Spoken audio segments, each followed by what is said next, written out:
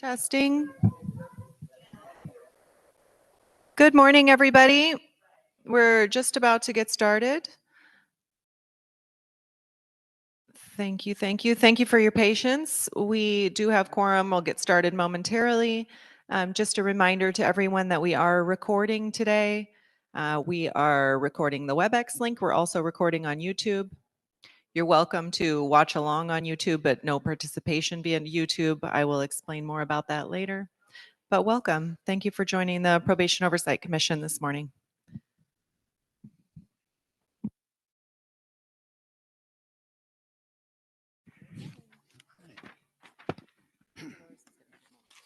Okay. Good morning. It is 9:12, Thursday, August 14th, 2025, and I am calling to order the meeting of the Los Angeles Probation Oversight Commission. I am Eduardo Mundo, Chair of the Commission. Welcome. We look forward to hearing from our panelists, commissioners, and the public today on several important issues, including POC reports, an update on the plan for Campus Kilpatrick, a presentation and motion about probation's visitation policies and practices, and updates on probation's adult field services. Here for probation today we will have Deputy Director Jocelyn Roman, Deputy Director Alex Nieto, and Senior Director Kim Binion. A busy meeting, so let's get started. I will turn it over to Wendy Julien, our Executive Director, to explain how you can participate during today's meeting, and then she will call the roll. Good morning. Thank you, Chair Mundo. And I'd just like to start today with a shout out to our friends here at St. Anne's where we hold these meetings. It's such a lovely place. We welcome you to come and join us in person. We have our meetings here, and very thankful to the staff and the young people who live here who are always so welcoming to us. As always, we encourage real public participation in our meeting. We welcome your comments in writing or live today, either here in person or virtually. You'll have an opportunity to comment on every agenda item, and then at the end of the meeting for any items that relate to our commission but are not on the agenda. For the items on the agenda, Chair Mundo will introduce the item, we'll hear any presentation, the commission will have some discussion, we'll announce whether there are any motions or actions, and then we'll take public comment before the commission takes any action on the item. If there are more people who want to participate today than we have time for, we may consider scheduling additional town halls for specific issues. Also, please remember to both public commenters and panelists and commissioners to speak directly into the microphones so that our virtual attendees can hear you clearly. For today, I'd like to share the following code of conduct. Please stop speaking immediately when your time ends so that I don't have to interrupt you. Please make sure your public comment relates to the subject matter of the item. Remain respectful of each other and the forum. Any person engaging in conduct that disrupts the meeting is subject to being removed from the meeting. If you're here in person, participating is easy. Just walk up to the podium. If you joined via WebEx or via phone on the WebEx, please use the raise your hand function to join the list of public commenters. You can do this on WebEx by tapping the little hand icon during the item and we'll add you to the list. If you're calling in and want to comment, please press *3 on your phone. That activates the raise hand feature for us and we'll call on you with your phone number.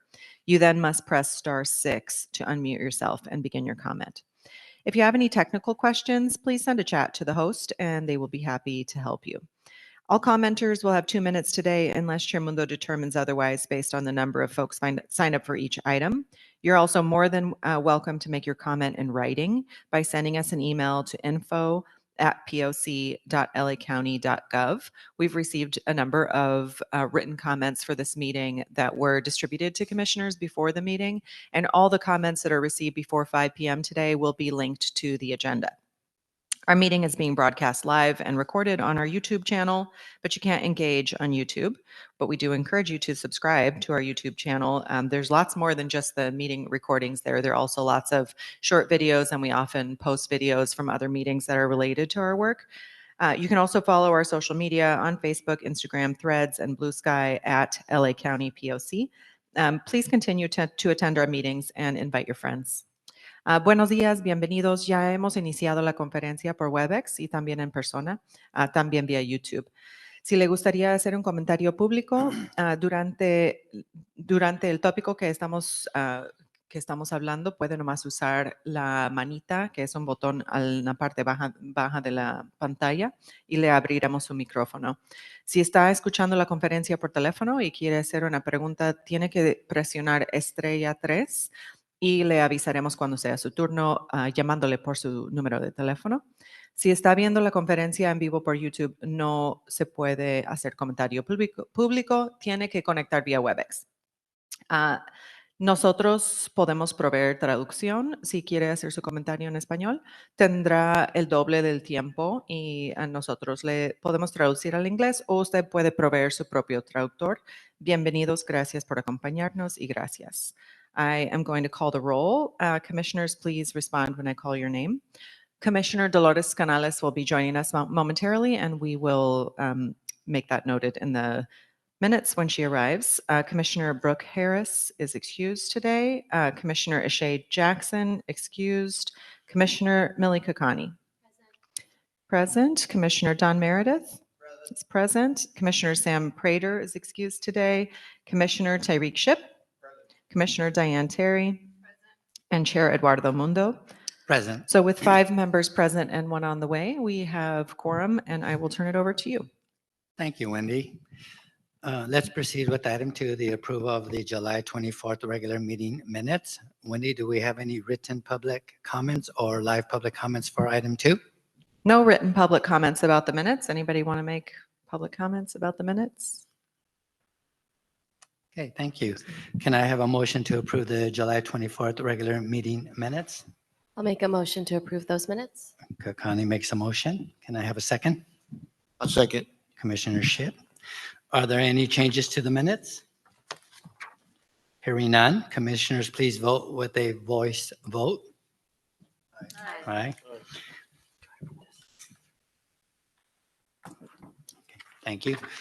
With that done, we are going to move to item number 3. For agenda item number 3, we will discuss and take possible action on updates from the Los Angeles County Probation Oversight Commission on Dorothy Kirby Center Inspection Report, Education Ad Hoc Committee Report, and the PLC's second quarter KPI report. Wendy, please proceed with your updates.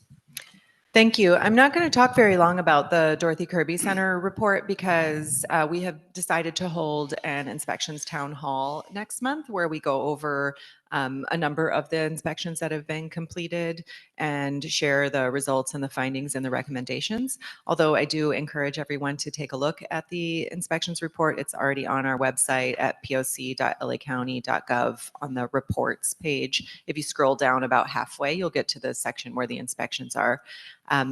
I'd like to say thank you to all the commissioners who participated in that inspection and to Dr. Gongora and her team for putting the inspection notes together. You'll see, I think, that the inspection is overall very positive. Our experience that day at Dorothy Kirby Center, which is typical of visits to Dorothy Kirby Center, showed a lot of really impressive rehabilitative efforts for the young people who had the opportunity to be there at that facility. There are a few recommendations. We did not receive any feedback from probation about the inspection, although I did have the opportunity to speak to a couple of folks from probation who have read the report and indicated to me that they have already taken action on some of the recommendations in the report. So hopefully we'll be able to share more about that at our inspections town hall. The reason this is on the agenda today is to ask the commissioners to vote to finalize this inspection report so that we can send it to the BSCC, the board, and the public as our final inspection report for Dorothy Kirby Center. Secondly, there is a document attached, which is our key performance indicators for community engagement. As I say every meeting, community engagement is, I think, the primary role of the Probation Oversight Commission and always has been. And I'm very proud of the work that we do in that area in terms of how many people attend these meetings in person and virtually especially, and then how many people watch the meetings after the meetings occur, and also in the factual and helpful nature of the information that the Probation Oversight Commission puts out in terms of reports and educational media. And so thanks to our communication team under the leadership of Ismael Chinchilla for the work that they've done. And I think the KPI, the key performance indicator report, just shows the levels of that engagement and how this is really working in terms of being a civilian-led body that engages the public to find and promote better solutions for probation reform, as was originally intended by the Board of Supervisors. So we'll continue to publish those reports, and that's all I have for today. Okay.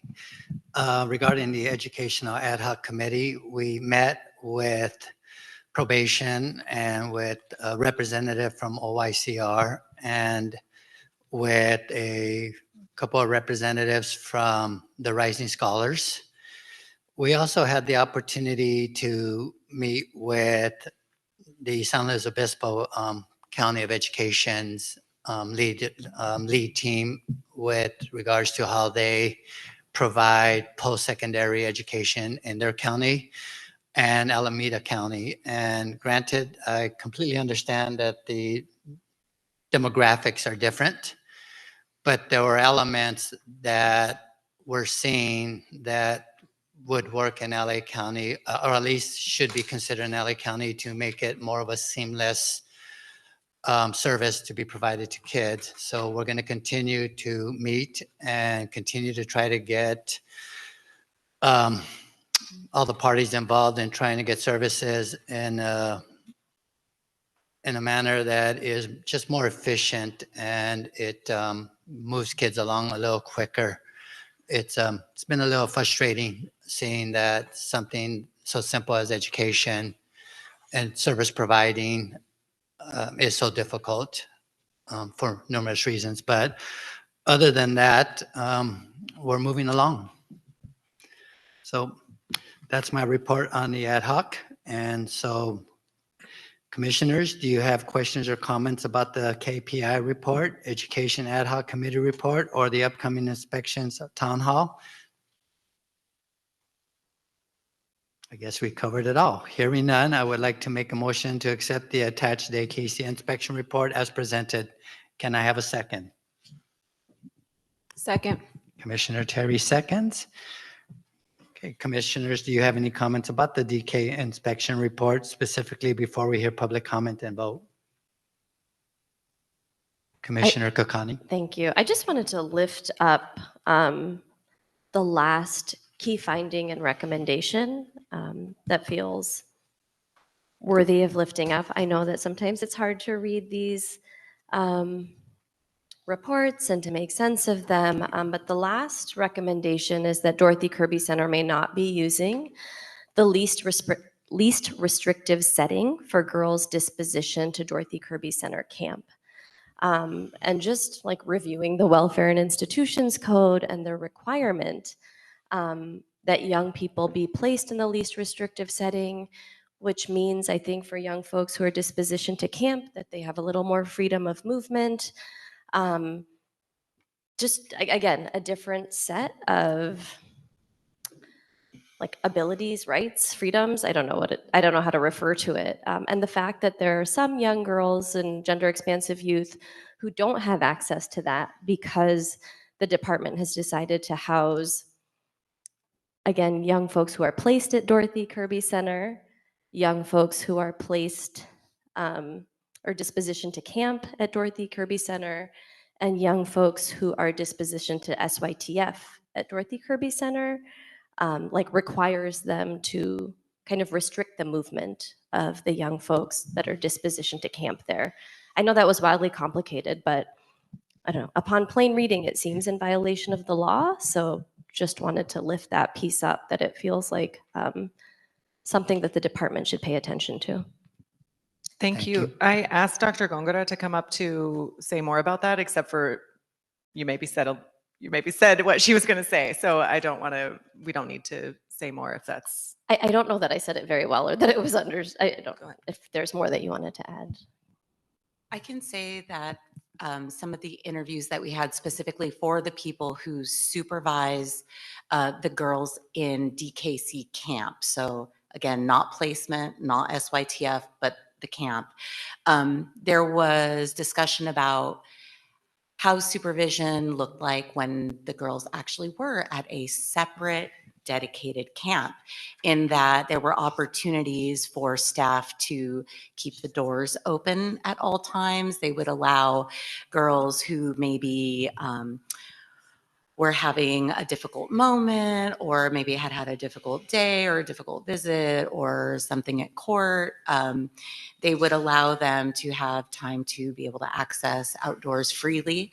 And some of those staff members had said, being at Dorothy Kirby Center with all of us here in the corner, we have to be mindful of the supervision needs of everybody else. And so we're not able to allow the girls that ability to come and go in the same way that we would when we had our dedicated facility. And so that did seem important to lift up, especially in light of future plans for the housing of girls altogether and mixing different populations that have different supervision needs. Thank you. Commissioners? Director Binion, is the camp at Dorothy Kirby still referred to as Camp Scott? No, we refer to it as Dorothy Kirby Camp. Okay, great, thank you. Okay, no further comments or questions from the commissioners.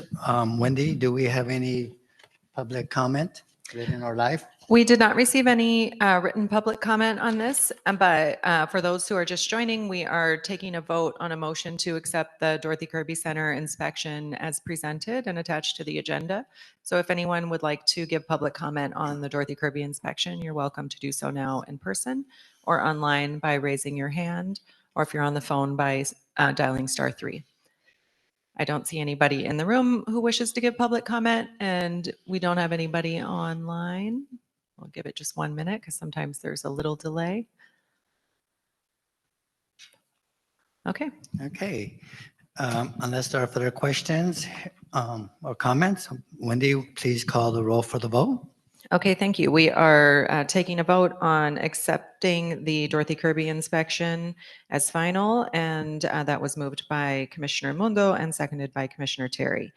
Please vote yes, no, or abstain. Commissioner Canales? Yes. Commissioner Kakani? Yes. Commissioner Meredith? Commissioner Shipp? Yes. Commissioner Terry? Yes. And Chair Mundo. Great, yes. So with 3 commissioners absent, the motion passes unanimously. Thank you. Okay, item number 4 requires the presence of Ms. Rahman. So unless there's any objections, I will move on to item number 5. Or should we do item number 6? 6. I can speak a little to 4. Maybe we should just do, I'm just thinking we can wait and skip it around. And Yeah, start with- we're okay. We're flexible. It's 6. So we're going to move to item number 6.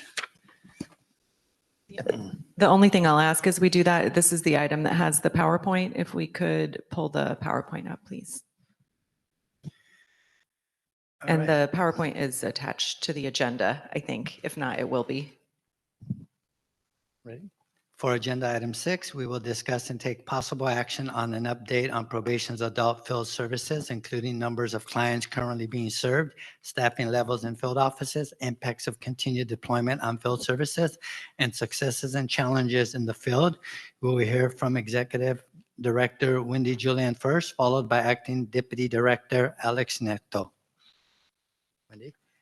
I actually don't have anything to say other than that as I said, the PowerPoint is attached to the agenda. And also there may be some questions from commissioners based on another document that is the Division of Field Services and Caseloads, which is also attached to the agenda, except that is attached to the agenda under item number 7, just for the public if you're looking for it. So with that, I will turn it over to Deputy Director Nieto, and thank you for being here this morning.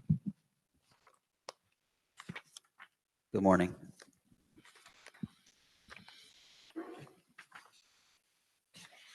Is it coming up? This is it, right? Yeah, I don't. There we go. Okay, answer to some of your questions. There are 17,573 clients being served by our adult core, and we have 74 deputies supervising them in the field right now. I don't know if you want me to jump to AB 109 right now or do that separately. I can. Maybe a full report, then we just can go back and ask questions, Okay. please. Okay, with AB 109, we have 4,227 and 43 deputies working for them, supervising them.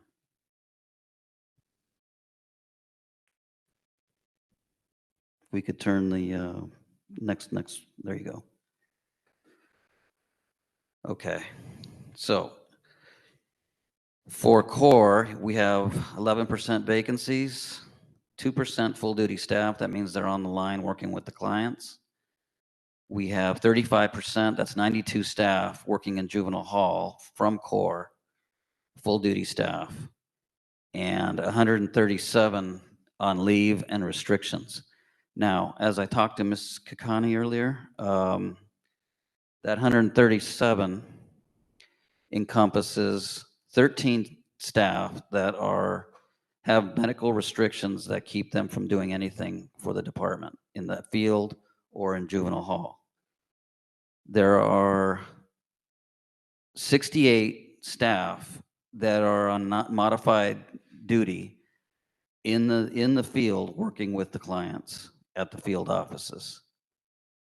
And then there are 56 staff officers that are on home accommodation. They are at home utilizing their benefit time. Okay. Can Go you just ahead. repeat that breakdown again? Sure. So you got 137 on leave restrictions. That's the green piece of the pie there. Of that number, you got 68 that are working in the field office on a 90-day contract. You got 56 at home, 56 staff at home because they're on restricted duty. They're the staff that get called back for 90-day assignments. And then you have 13 staff that are been deemed by their doctor that they cannot do anything in juvenile hall or in the field.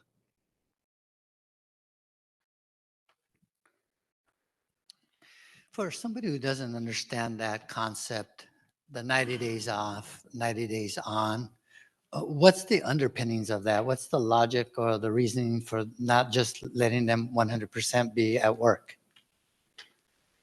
I think that's a question for the chief. This is mandates coming from the executive board and mainly the chief.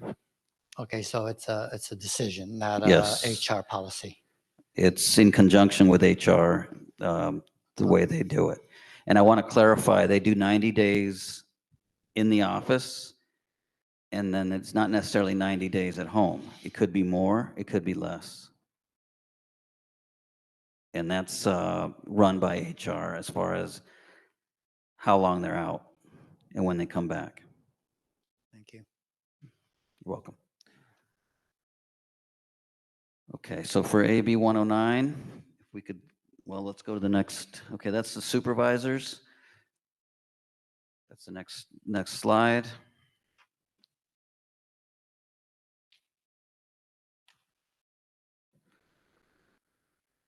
Okay, so for supervisors in core, we have 8 vacancies. Let's go back. There we go.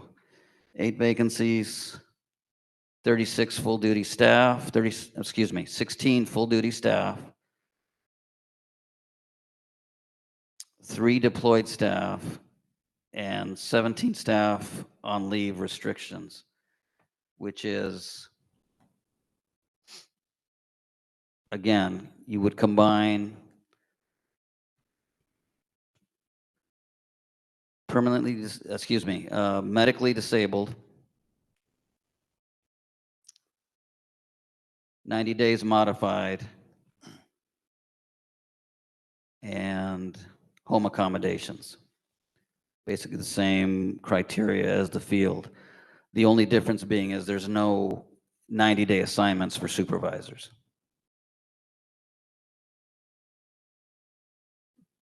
So just for us that, well, for me, I've never done adult, and for the viewers, what is the difference between an AB 109 and a core person that is being supervised by probation? AB 109 are post-release. They are released from state prison. They are clients that are not serious, not sexual, and not violent based on their last conviction.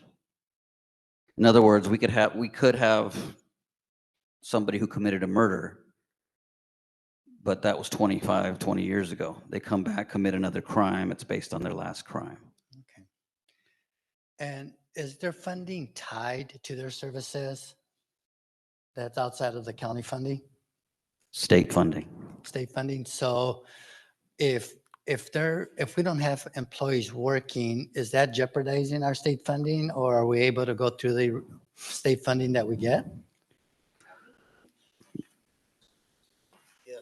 Are we open for questions, everybody, or is this? I'm sorry, I just, I'm just, no. yes, you know what? I'm out of turn. I'm sorry. It's just as the slides, but if you do have one, yes, Commissioner.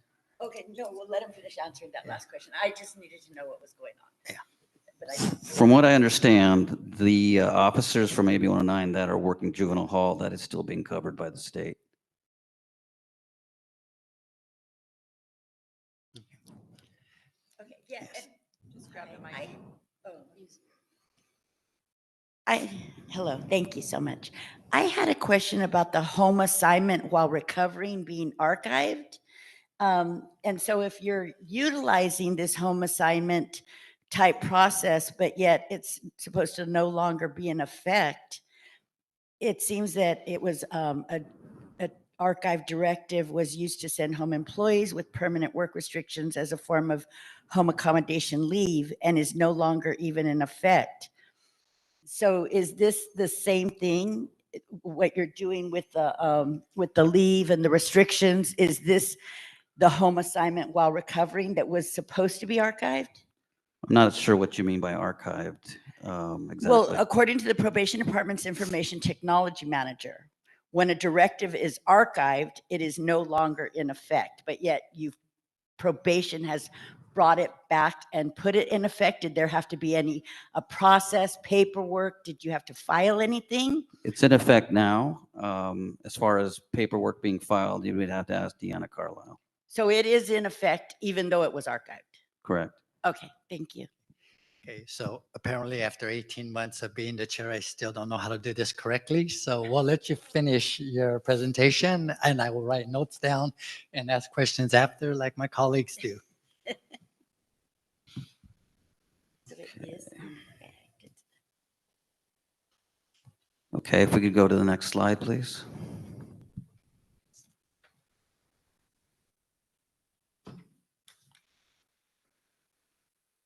Okay, this is budgeted items for DPO 2s in the field for AB 109. As you see, there's 71 vacancies, 24 full-duty staff, 54 deployed staff to juvenile hall, and 76 staff on leave and restrictions.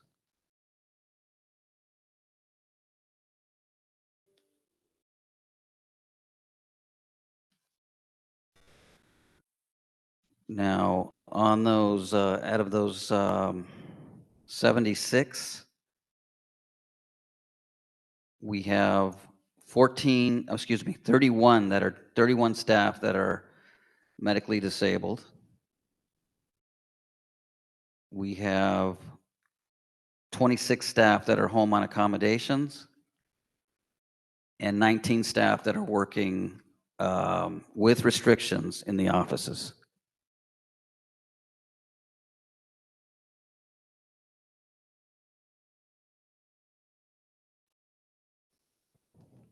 Any questions? There's one more slide. Yes, go ahead and complete, please.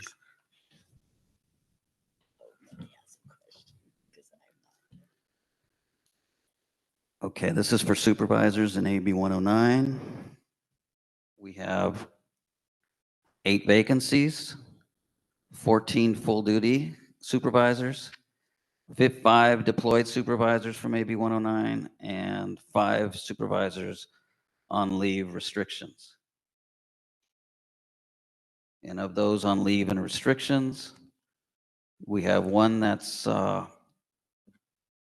on accommodation, 4 that are permanently medically assigned home, and none unmodified, 90-day modified. Thank you. You're Well, welcome. this is the point where we come and I ask commissioners if they have any questions or concerns, please raise your hand and I will call on you. Commissioner Meredith? I have a few questions. Number one is it's probably going to be we need to get Deanna Carlisle back here from HR to explain a lot of this. But just looking at a couple numbers here real quick, by my count based on the slides, let's see, I've got 30 some odd people that are on permanent restrictions that can't perform their duties. Why are they even on the books? They should be retired or removed from our logs. I mean, they're of no use at this point. And then I'm looking at the number we have on various restrictions, realizing that we don't have a whole lot of light duty spots, but there are some. And I guess that 90-day program is trying to rotate through it, which doesn't make sense to me either. That's truly impacting us. But one of the things that comes up looking at some of the staffing numbers is how, as I go back to my notes here, how is it that if somebody's picked up on a warrant by police officers, who's going to pick up that in addition to the caseload they have here? And then also, how do we manage? I'm looking at, I think it's Pomona or St. Gabriel, one of them is 700 to 1 ratio. And I can't fathom that in the sense that we did have 2 El Monte police officers killed a couple of years ago when one of our probation individuals committed that thing. And there was an argument of whether factual or not about the supervision in place. And I'm just tossing it out because I know we have to staff the halls and facilities. That's our primary essential staffing. And if we have staff that are game playing us, we need to deal with that. And again, these are probably HR issues. But from a management standpoint, I don't understand how we even conduct this operation. Well, on a weekly basis, my directors report to me and tell me what their issues are. And I agree with you, that ratio is sky high. And as we speak, I am trying to get some staff over there by whatever means possible. Sometimes my directors don't get the information to me in a timely manner. And in this case, that was the case, because that is definitely not a ratio that's sustainable. Yeah. And I understand it. And I come from a world of law enforcement where there's a whole different structure we utilize than apparently probation does.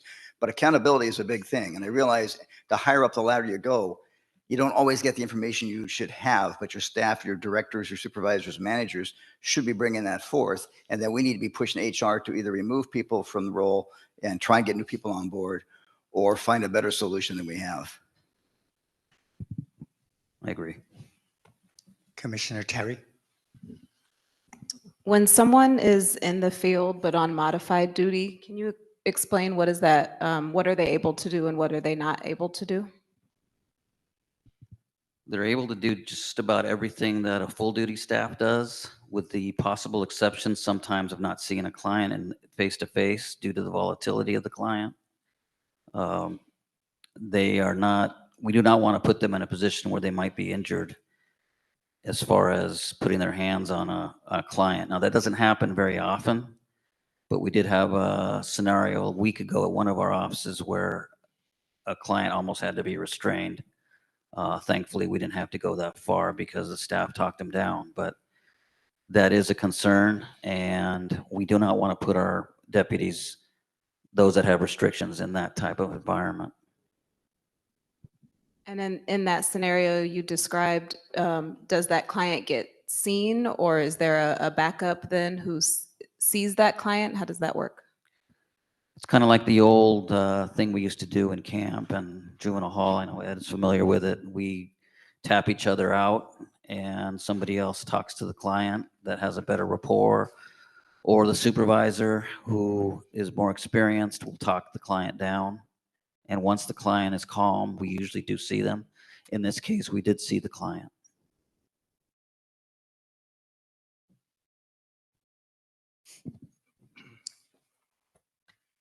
Commissioner Ship? Yeah, has your team grown since the last time you were here? I want to say that was earlier this year. Has your team grown in like any bit? Just because I'm seeing from the numbers we have here that and the numbers that you presented that has grown. So has your team grown to fit these numbers? As far as more staff, Yes. no, it's actually probably decreased. And It has also, decreased. okay. And how early are you notified if somebody maybe they're being deployed to the field, or maybe they are going on this, not like how early are you notified that this is happening and that your team is becoming smaller? Usually right away. Usually. In the San Gabriel Valley incident, I wasn't like I should have been. But Mhm. usually I have a director or one of my senior directors. I have 4 senior directors that report to me. They will let me know that we are shorthanded here and we need help. And so then I'll get on the phone or send emails saying, look, can we delay the deployment of this staff and this staff? Or can we bring back somebody for 90 days sooner? That's something I deal with almost on a weekly basis. Okay. And is there what's the word? Is there like approval rating through like some type of approval system through you of who gets deployed or how that goes, or is it just like whoever they choose whenever they choose it? It's whoever's next on the list. Okay. DHR has a list and it's based, everybody takes their turn, and sometimes staff is asked to go somewhere else, and if they don't come from that office, they have the right to decline. And then we go to the next name on the list. Okay. And I got one last question. So last time you were here, we talked a little bit about some people coming up here and telling us that they're not being notified that their officers changed. Has there been any change in that? Is there a notification system? Do they know who their officers are at all times? I didn't quite understand your question. Could you repeat it, please? Like for people who are on field supervision, those people who may have just came home or who are AB 109, et cetera, like if their field officer is deployed, if their caseworker is deployed, when are they notified and how are they notified? Are you talking about the client? Yeah. No, they're not being notified Okay. at this time. Commissioner. I mean, that's up to the PO of record. Some POs are very diligent and have a real good rapport with their clients, and they'll let them know. But that hasn't been mandated. That's a good question, though. Yes, Ms. Canales. Sorry. That's okay. It would seem to me, with the clients that are on the street that need to be served, because I've talked to probation youth, I've talked to people on probation, and I know that they do depend on probation for services. And I do also know oftentimes now with the recent deployments and everything else, they can't even get in touch with somebody.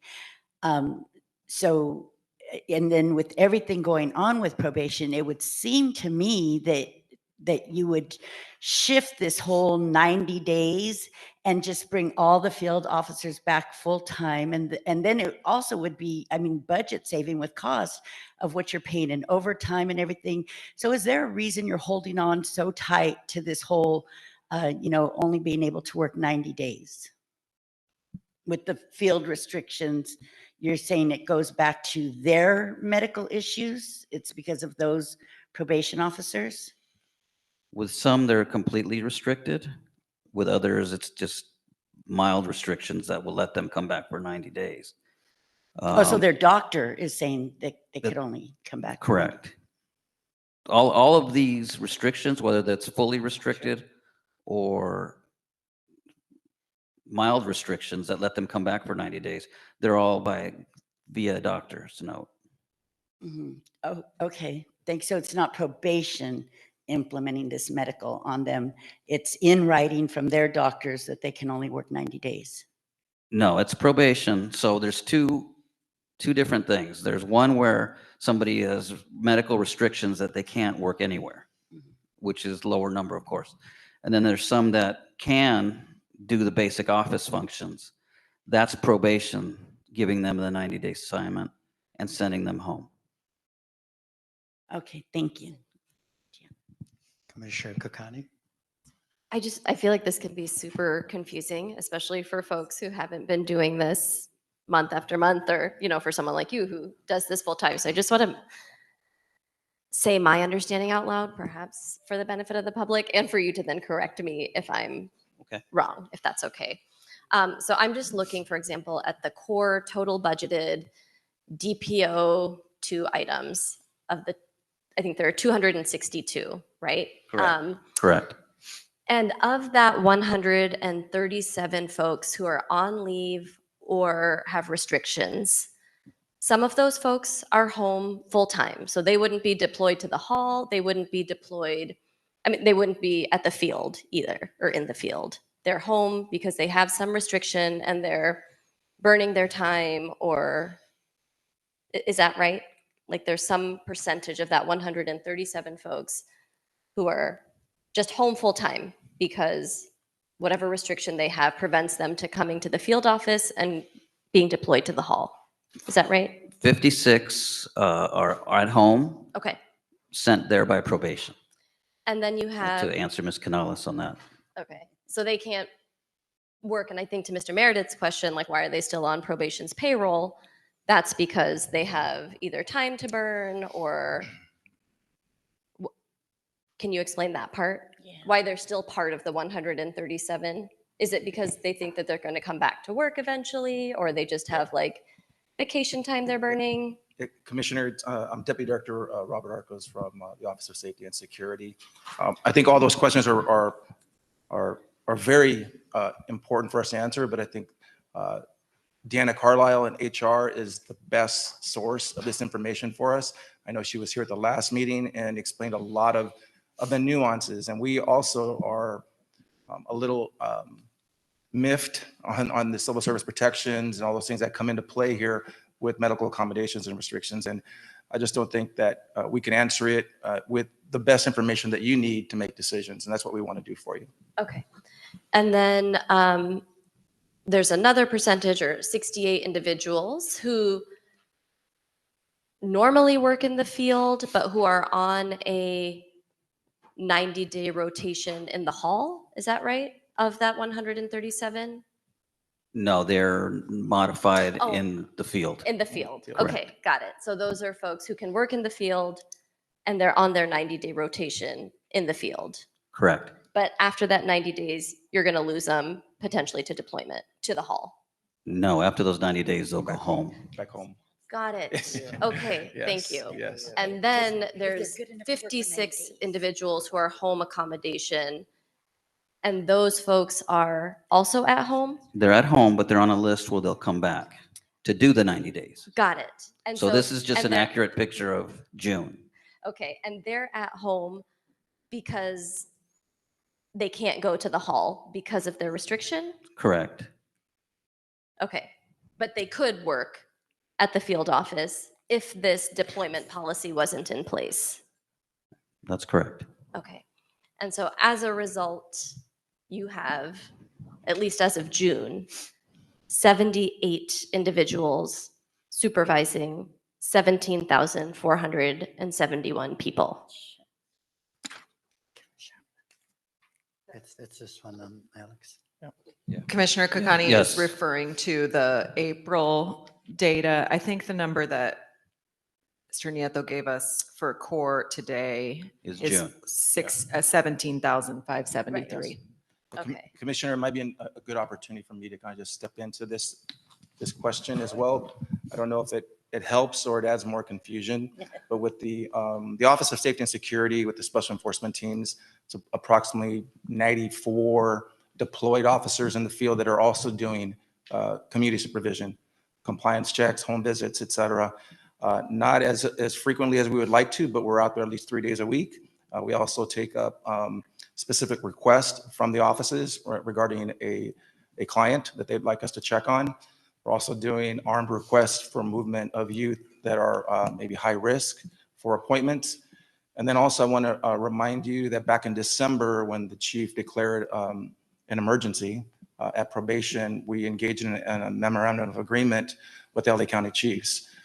We finally have that signed. And on Tuesday, September 16th, in the city of West Covina, we'll be conducting a training for law enforcement in the area to help us support field supervision and home visits.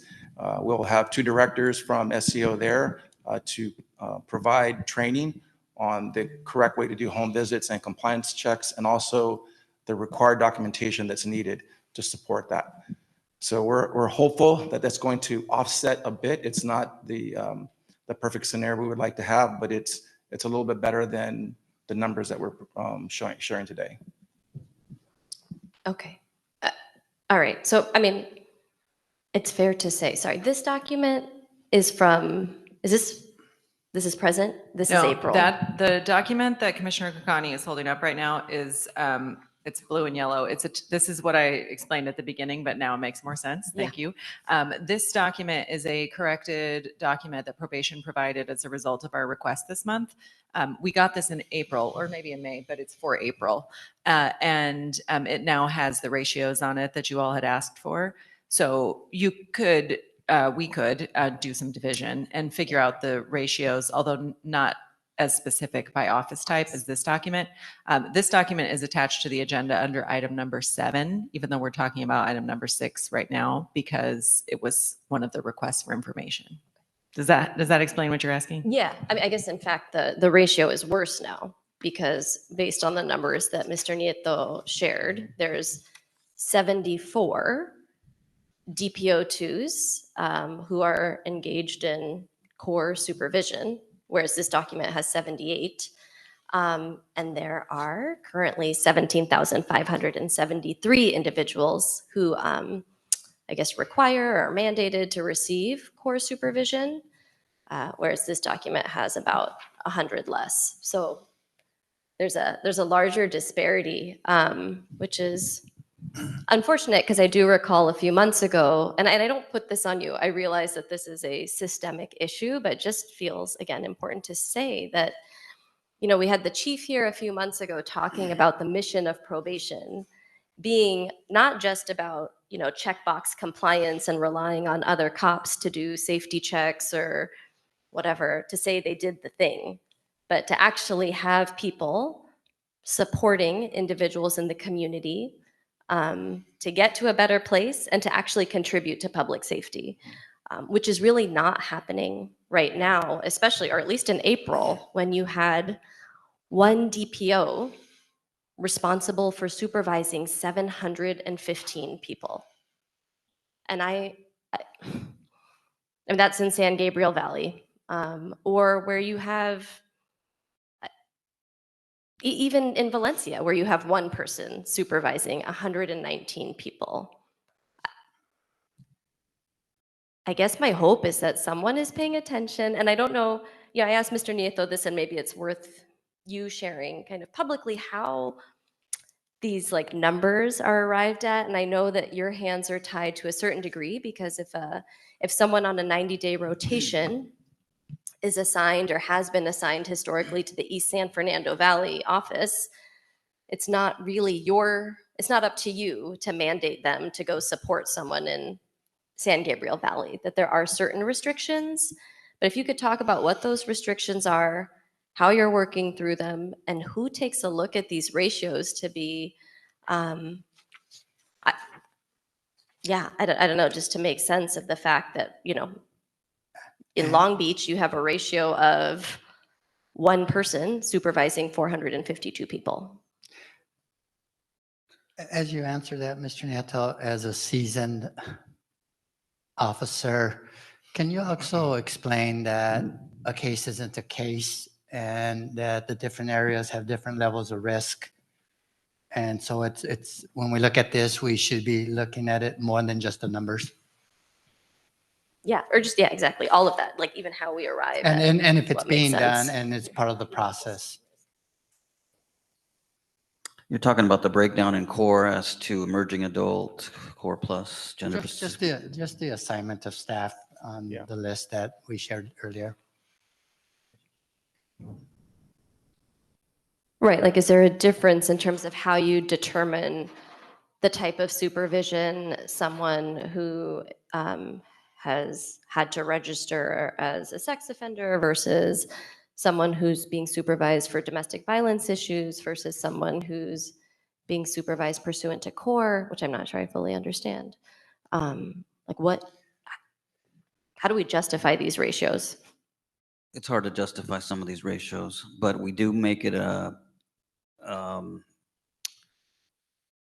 critically important or more important to see the sex registrants, the family violence. Traditionally, those were smaller caseloads, so we could see them more often. And so it's been made a case by my directors, my senior directors, that they are to be prioritized. We do take those offenses seriously, and we spend more time with those clients. Commissioner Terry? I think Commissioner Meredith. Go ahead. Go ahead. Just a few questions. Thank you for sharing the trainings that were happening with law enforcement. Can you share when some of those supports that you described would be in place in the offices that seem to have the highest DPO case ratio? So for example, is there a priority on getting some of that support to San Gabriel Valley or Long Beach or Pomona? Yeah, thank you, Commissioner. I think that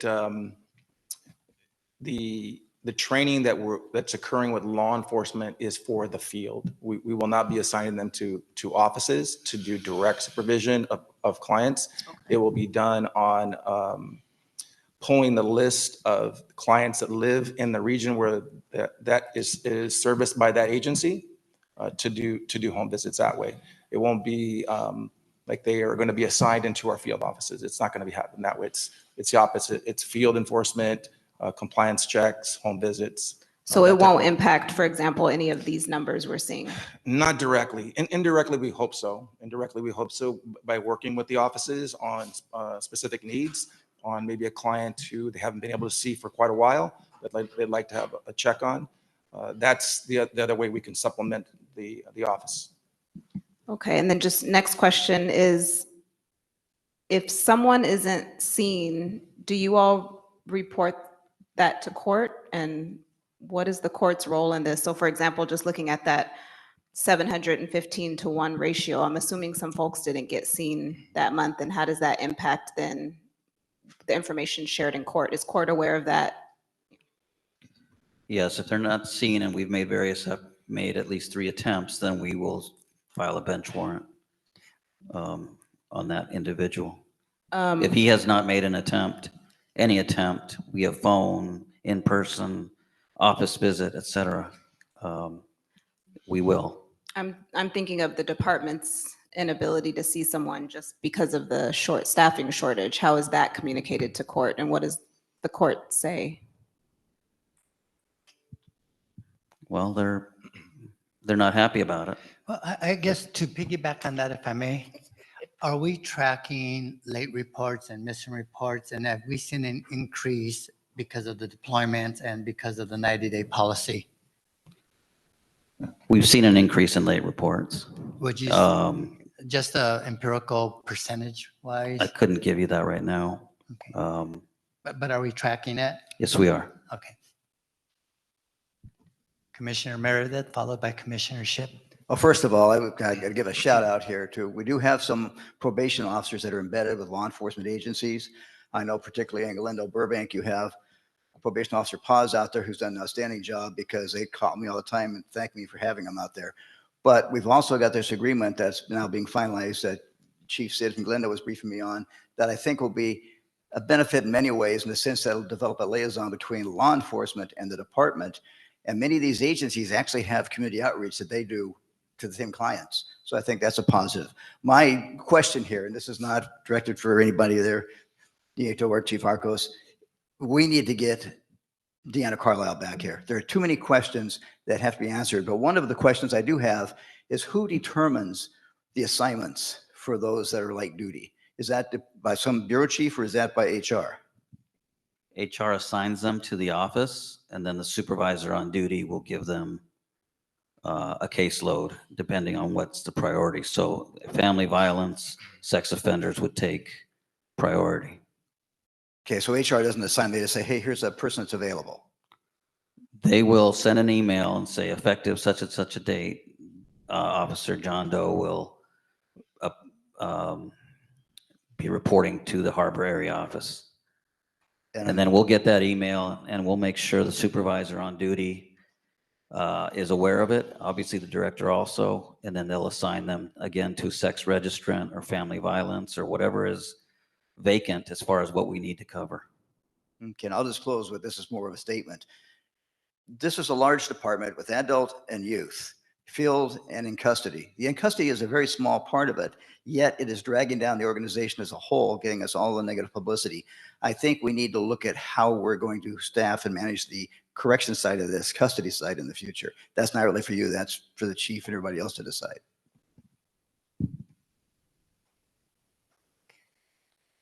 Commissioner Ship.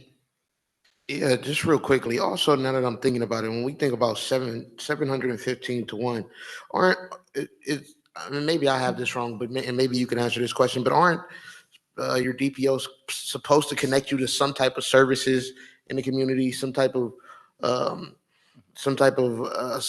social services, something that you can reach out to get some type of help? Yes, they are. They provide them with information about food, education, work. Correct. Mm-hmm. Now, they're not spending as much time with each client, obviously, because the numbers. 100%. There.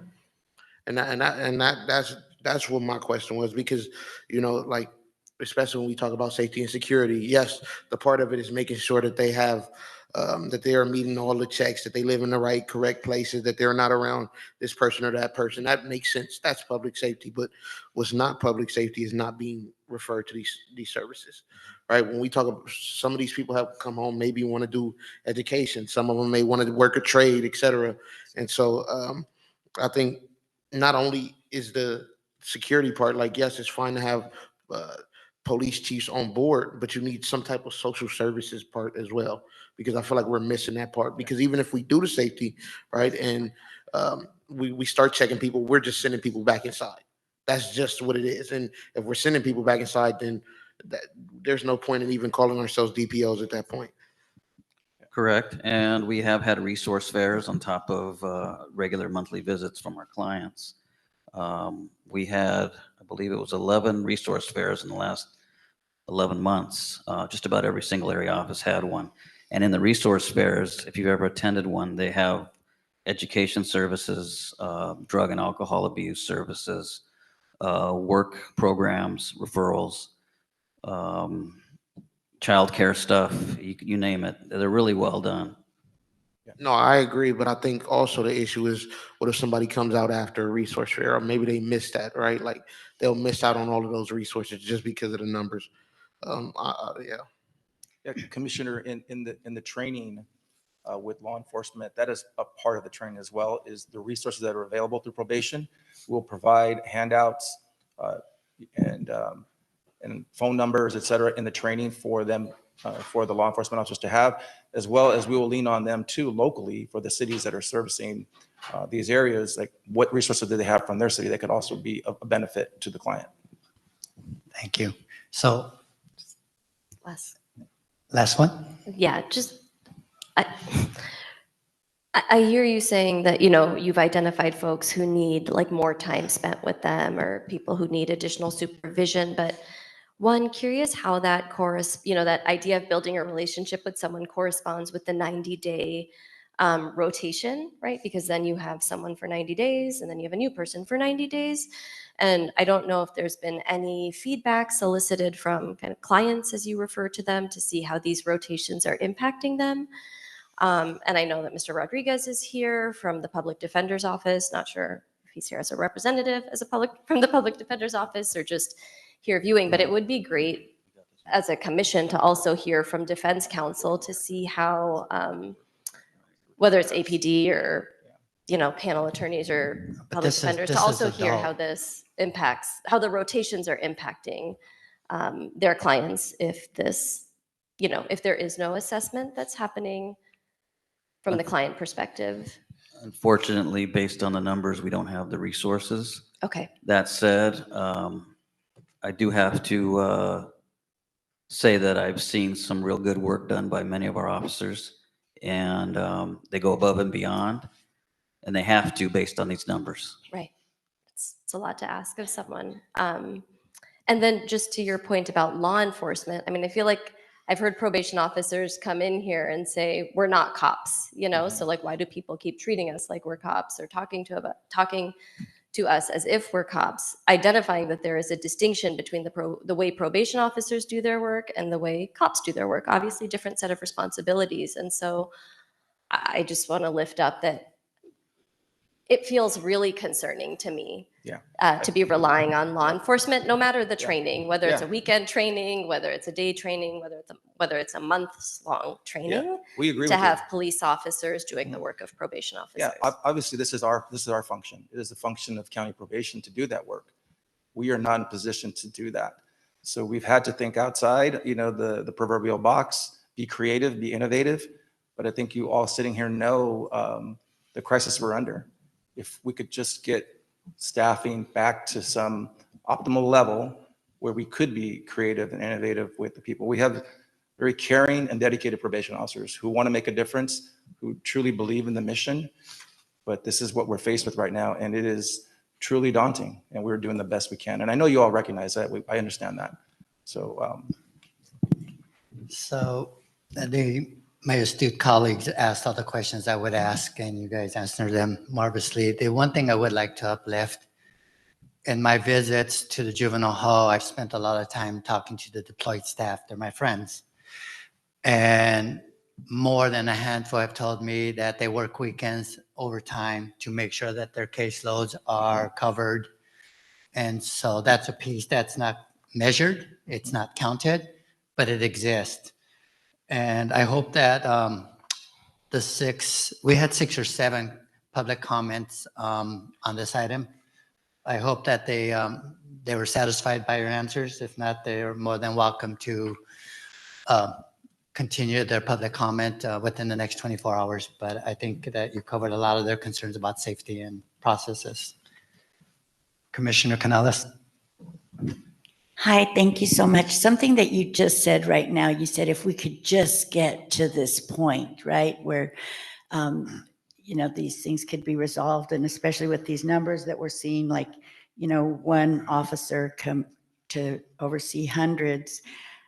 So I'm wondering, can we make a motion and recommend the department return all field deputy probation officers that have been sent home back to their field offices immediately? Because if you're using them for 90 days, the whole doctor's note that they cannot work at all, that kind of goes right out the window, right? Because unless it says on the doctor's note, can only work 90 days every 6 months, 90 days a year. I don't know, but maybe if we made a motion to just return those officers back to their positions. How do you think that would help? Because I did hear in your voice, like, God, if we could just get there, maybe that's a step. yeah, I don't know what the answer to that question is, Commissioner. And I don't know that anybody if would you have the follow authority the to make motion, but if the commission has the authority and to bring people back to work, I think it goes back to Commissioner Meredith's question, is that our HR personnel, our chief has to answer that question if it's possible. Okay, yes, and I'll yield to my fellow commissioner that we do wait for HR and then maybe at that time make the motion. Thank you. Thank you. Commissioner Meredith. I'll close with a positive. There are, as agreed, a lot of hardworking staff out there. The biggest problem we have in recruitment and everything else is the bad media coverage we get. Everybody wants to find the negative.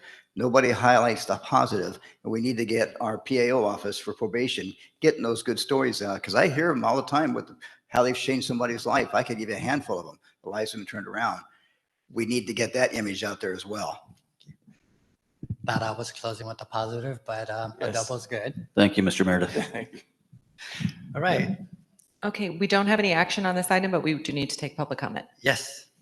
Do Okay. we have written live? As Chair Mundo said, there are a number of written public comments already attached to the agenda. If you'd like to send another written public comment, please send it to info@poc.lacounty.gov. We'll start with in-person public comment. I think you can see the clock, and then we'll go to virtual public comment. If you would like to make comment virtually, please click the little raise your hand function or dial *3 on your phone, and you will have 2 minutes. Welcome. Good morning. My name is Angel Mendez, and I am with the Anti-Recidivism Coalition, and I would like to just urge probation to find a solution to the staffing, because as somebody who was formerly incarcerated and then currently I'm in probation for a year, I don't know my probation officer. I go to the office, I just check in, and then I just leave. I see whoever's there, and for example, one time I even missed my appointment because I work, I have kids, so sometimes I'm just busy, my mind gets mixed up with stuff, so I forgot my appointment, and then until somebody told me, hey, you haven't gone, and I didn't get no call to say, hey, you know what, you haven't came in, you haven't came nothing. It was over a week already, so I went in, and then like nothing, I just checked in and went out. And I truly believe that it's important to build that bond with an officer or somebody to have, so I could be like, you know what, I need help with this, I need help with that. But I had officers of the day that I ask them and they have helped me, they put me in an invest program, and I was able to get certain certifications in construction, which is why I'm working. So I'm grateful for that. But I also know that there's people that are out there that just see it like, okay, they're lacking on me, so I'm gonna just slack off a bit. I'm gonna do this, and they could fall back easily if they don't have that foundation. So I would just like to urge probation, Thank you. Thank you. Thank you. That kind of firsthand comment is very helpful. Hello. Good morning, Thomas. I'm Thomas Bell. Once again, the deployment has been going on for years. We're seeing like the really bad part of it when we could have stepped in when it was just starting. But now we're in this situation where people aren't being seen, where people are deployed. It went from you had a 1-day deployment, 2-day deployment, then they went to this 100-day, 100 people. Then they went to this 90-day rotation. We brought it down to 60. Now I guess they brought it back up to 90-day rotation thing. But this could have been avoided a long time ago.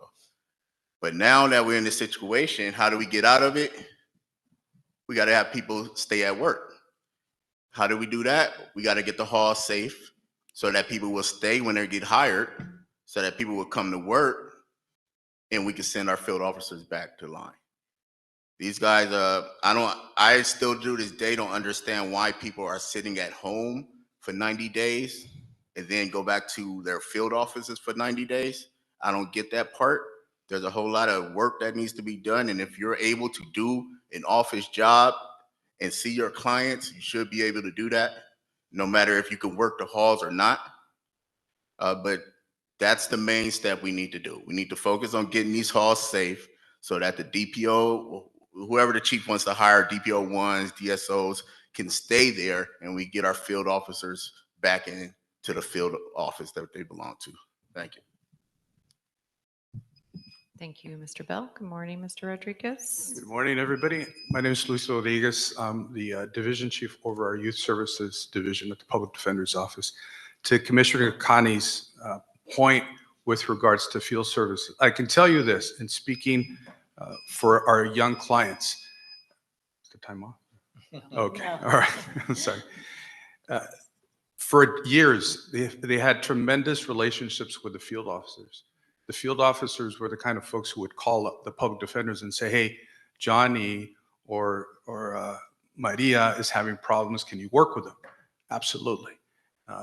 We don't have that anymore. And in fact, I had a meeting with our staff yesterday, and a number of very concerning issues came up with the lack of field supervision. To give you an example, when our youth are put under 725 by the court, they are supposed to be supervised by probation to follow certain conditions. One of them, just to give you an example, is community service.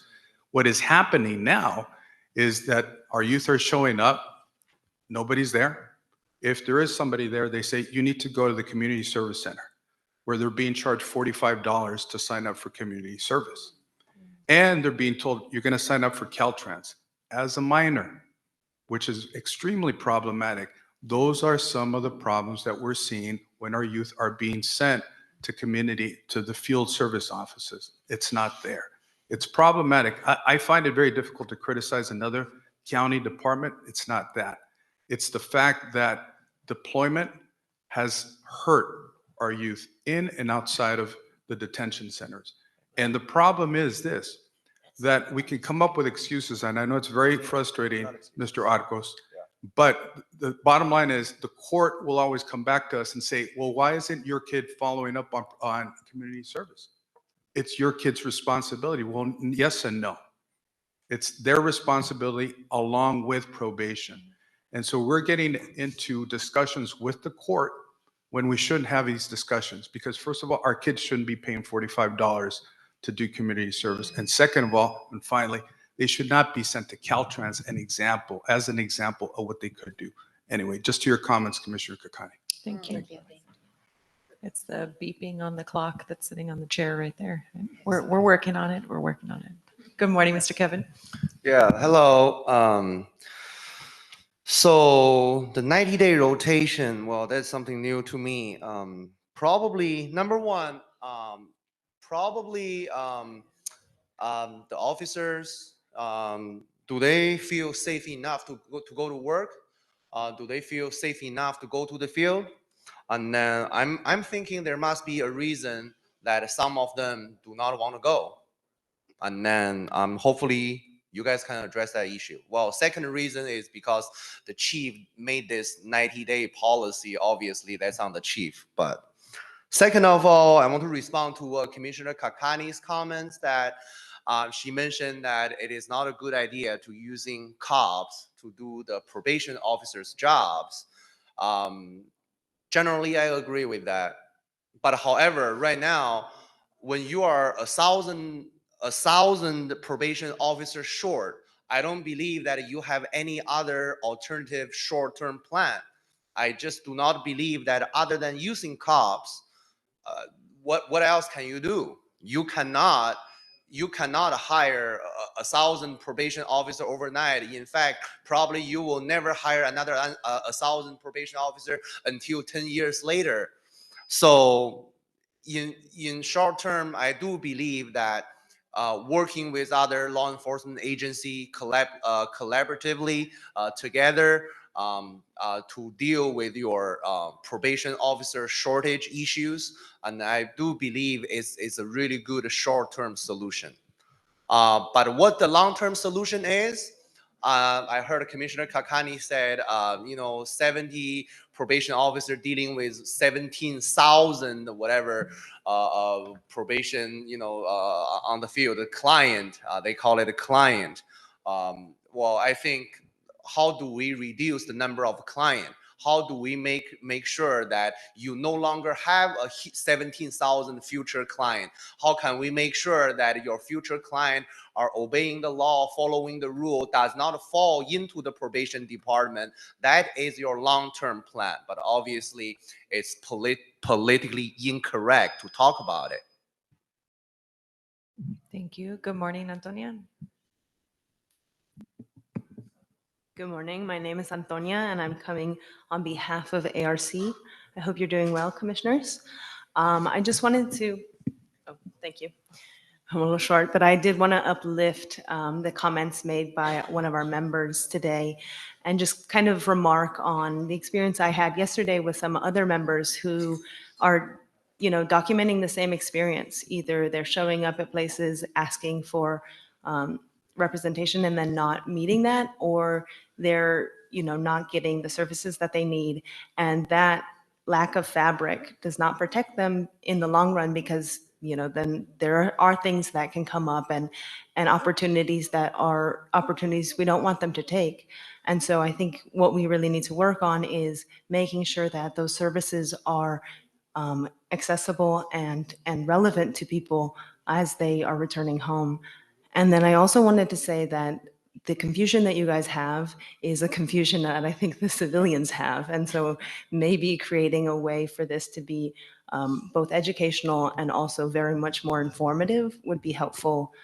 It's still kind of confusing as to why 90 days, and then why are people at home? Are there other alternative options like virtual meetings that we can use now that COVID-19 happened and we have those platforms? So what are we doing to kind of meet this moment? What are we doing to meet the modern moment? And how can we do that in a collaborative way that addresses the needs of the clients, as you said? Thank you so much. Thank you. Thank you. That looks like all of our public comment in the room. So we'll go to virtual public comment. We have a call-in user. Sorry, I lost your number. Call-in user number 12. We'll start with you. I think you may need to dial *6 on your phone to unmute.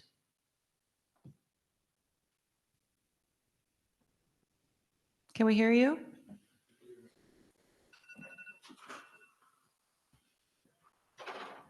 Call-in user Good number. morning. Yes, good morning. You can begin. Yes, one suggestion possibly to address your staffing concerns is and sending those youth to residential community programs where they could be supervised by CDP officers and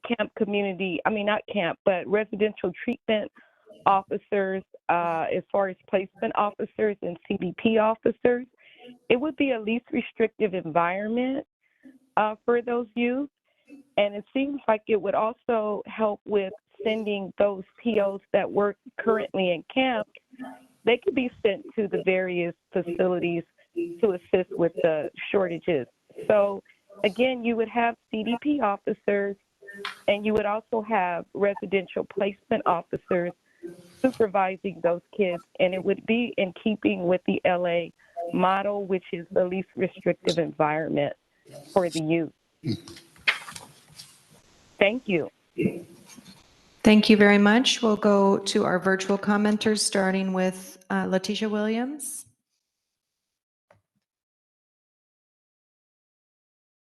That was sent home on leave based on medical restrictions. Can you hear me? Yes. Can you start over again? We missed the very beginning of your comment, and we'll reset your time.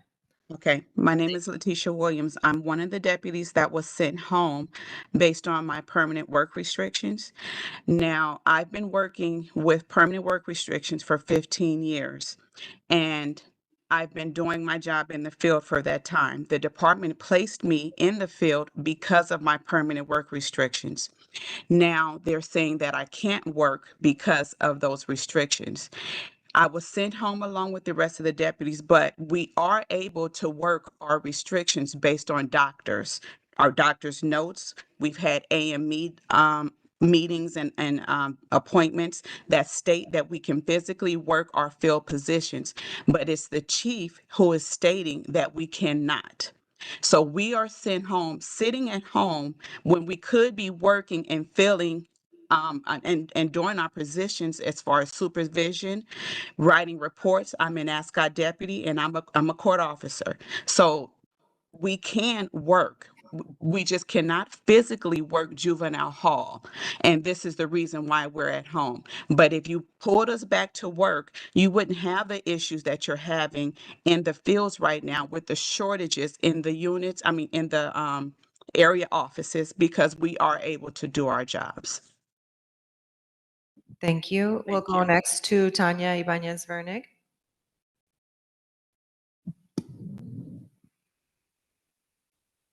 Good morning, Tanya. You may. Oh, good. You can begin. Can you hear me? Thank you. Yeah, this is Tanya Ibanez-Vernig, and I just find it so concerning that there seems to be more officers on leave than actually working full time. So it's really difficult for me to be positive in light of these statistics. I do want to thank the commissioners for their work, but what I would urge the commissioners and the probation department to do is to start thinking about solutions. It just seems to me like the policies and procedures need to be changed. The union contracts need to be changed. Probation department should be able to assess whether or not the people that are on leave are truly unable to do their jobs. Maybe get an independent medical examination to verify that these individuals truly are unable to do the field jobs. Anyways, it's just distressing, and we need to hear more solutions. You've all adequately addressed the problems. They're there. Everyone knows about it. The question is, what are we going to do in the future? Because it just seems like the workforce is getting smaller and smaller. And this isn't about optics and bad publicity. This is about a problem that seems to be festering with no solutions in sight. Thank you. Thank you. I think that's all of our public commenters, so we can move on. Okay, commissioners, any further questions or comments? Commissioner Ship? I mean, I'll probably just double down on this, but I do recommend like a notification system or something, especially from the public comments we hear, like that people don't know or just anything, just some type of email maybe or some type of like protocol for this, just because of the danger of that. Thank you. Okay, with that, that concludes item number 6. We will return to the regular programming and go to item number 4. Let's, which is to discuss and take possible action on movement of girls, young women, and gender expansive youth to Campus Kilpatrick in accordance with the Los Angeles County Probation Department's depopulation plan.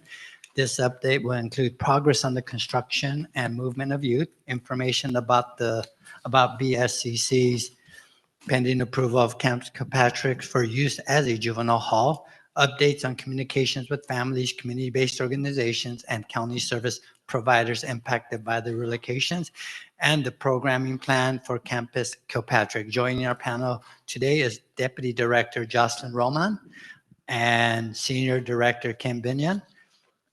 Welcome. Thank you for joining us. And I think you are up first, Deputy Director Roman. Good morning. No wonder why Nieto was holding it up. Okay. Look, I'll fix it in a moment. Good morning, everyone. I have Ms. Kim Binion here because she's the senior director that's overseeing Campus Kilpatrick. I believe that she can answer questions with a lot of clarity. I can give a high-level overview, but I really want her to be able to address the questions. She's doing the walkthroughs. She's present. She's engaging.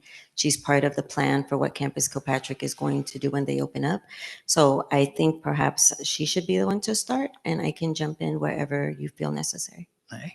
Sounds good to me. Okay, so we have quite a few construction projects that have been completed. In our intake area, we've created a holding cell. That was a BSCC requirement. We are currently on the phase 2 portion of that, and that is creating a youth shower in the intake area. We have corrected the shower stalls at Kilpatrick. So with the boys there, the shower stall doors were lower. And so we've raised them up for privacy for the girls. We've removed the urinals in the restrooms. Because we'll have 4 different operations there, juvenile hall, camp, placement, and SYTF. We have replaced beds in the juvenile hall cottages so that they are the safer beds that are similar to Los Padrinos. They're plastic beds, so they don't have sharp edges or anything like that. The post-dispo girls, camp, placement, and SYTF, they will have the bed frames that that were already there.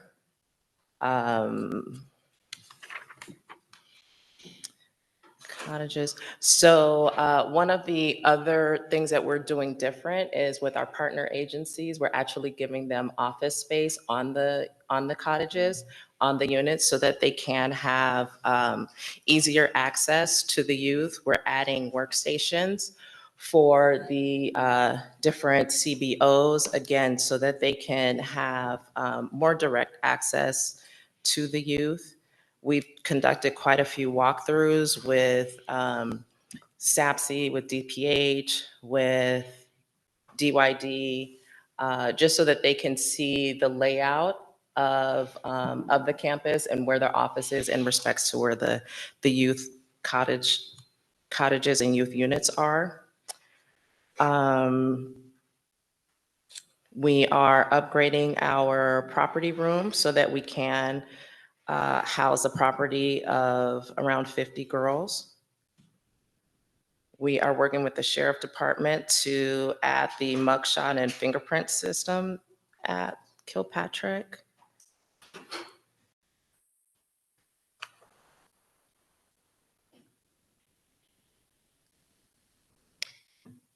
Shower partitions, laundry room. So the laundry currently at DKC, our post-dispo girls, they do laundry there. So we will continue to have that at Kilpatrick.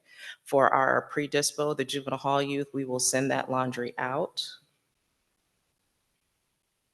And we do have a youth lactation room that is private, and next door to that is our baby bonding room. So those are the major construction projects. Oh, I'm sorry. And we've added additional CCTV cameras to increase the safety of youth and staff at the facility. That's construction. Perfect. And regards to timing? So the timing for Campus Kilpatrick is going to be, we're planning for prior to our next court date, which will be the 18th of September. We have requested the BSCC inspection already, so we're waiting on BSCC to come out and do that inspection. No definitive date to provide, obviously, because of safety and security, but the intention is to do the move before the 18th of September. Okay.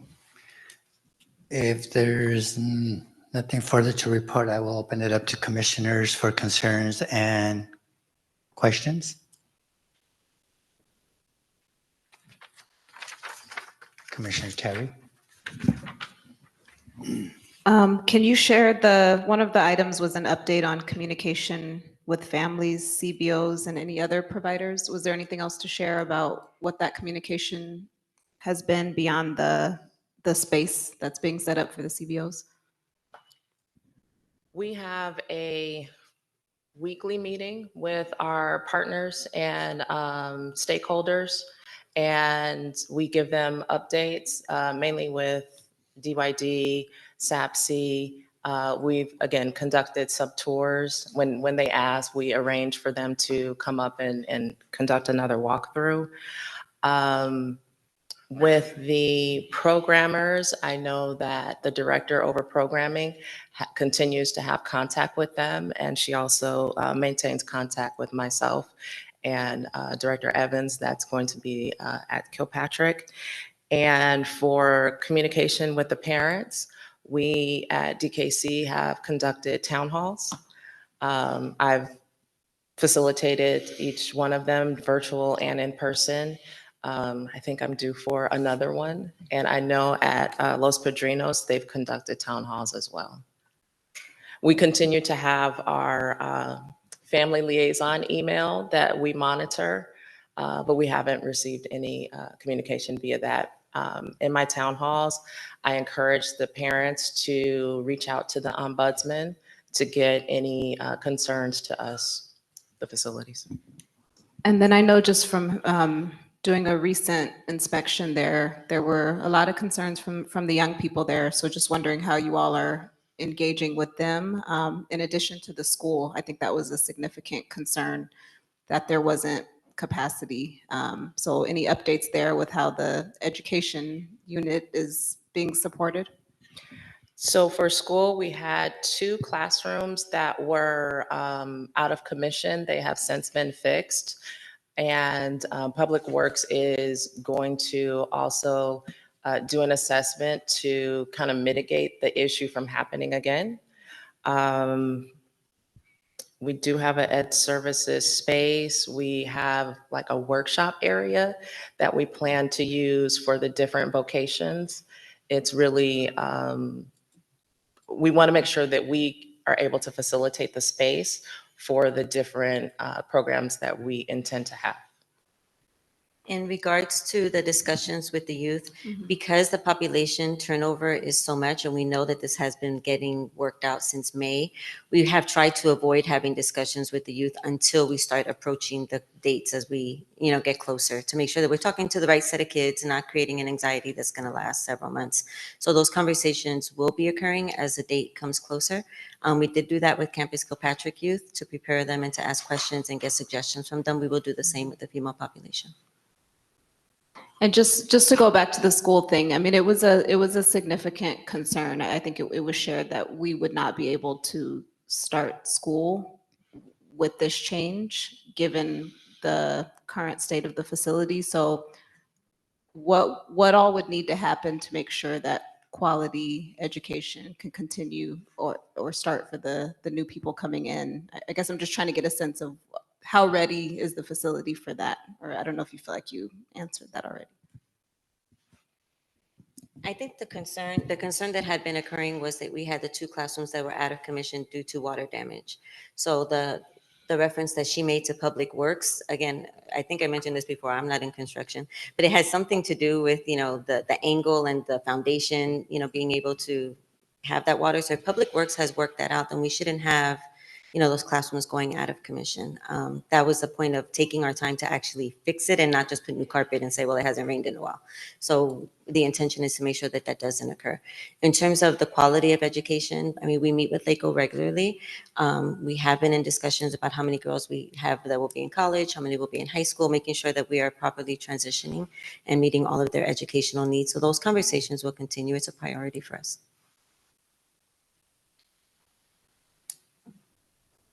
Commissioner Canales. Hi, thank you for your presentation. I'm wondering, I'm sure we've been provided a budget, but is there an updated construction budget and everything with the addition to the showers and removing the urinals and everything like that? If there's an updated construction budget and who's doing the construction, I would be interested in having that, or if it's on the probation website.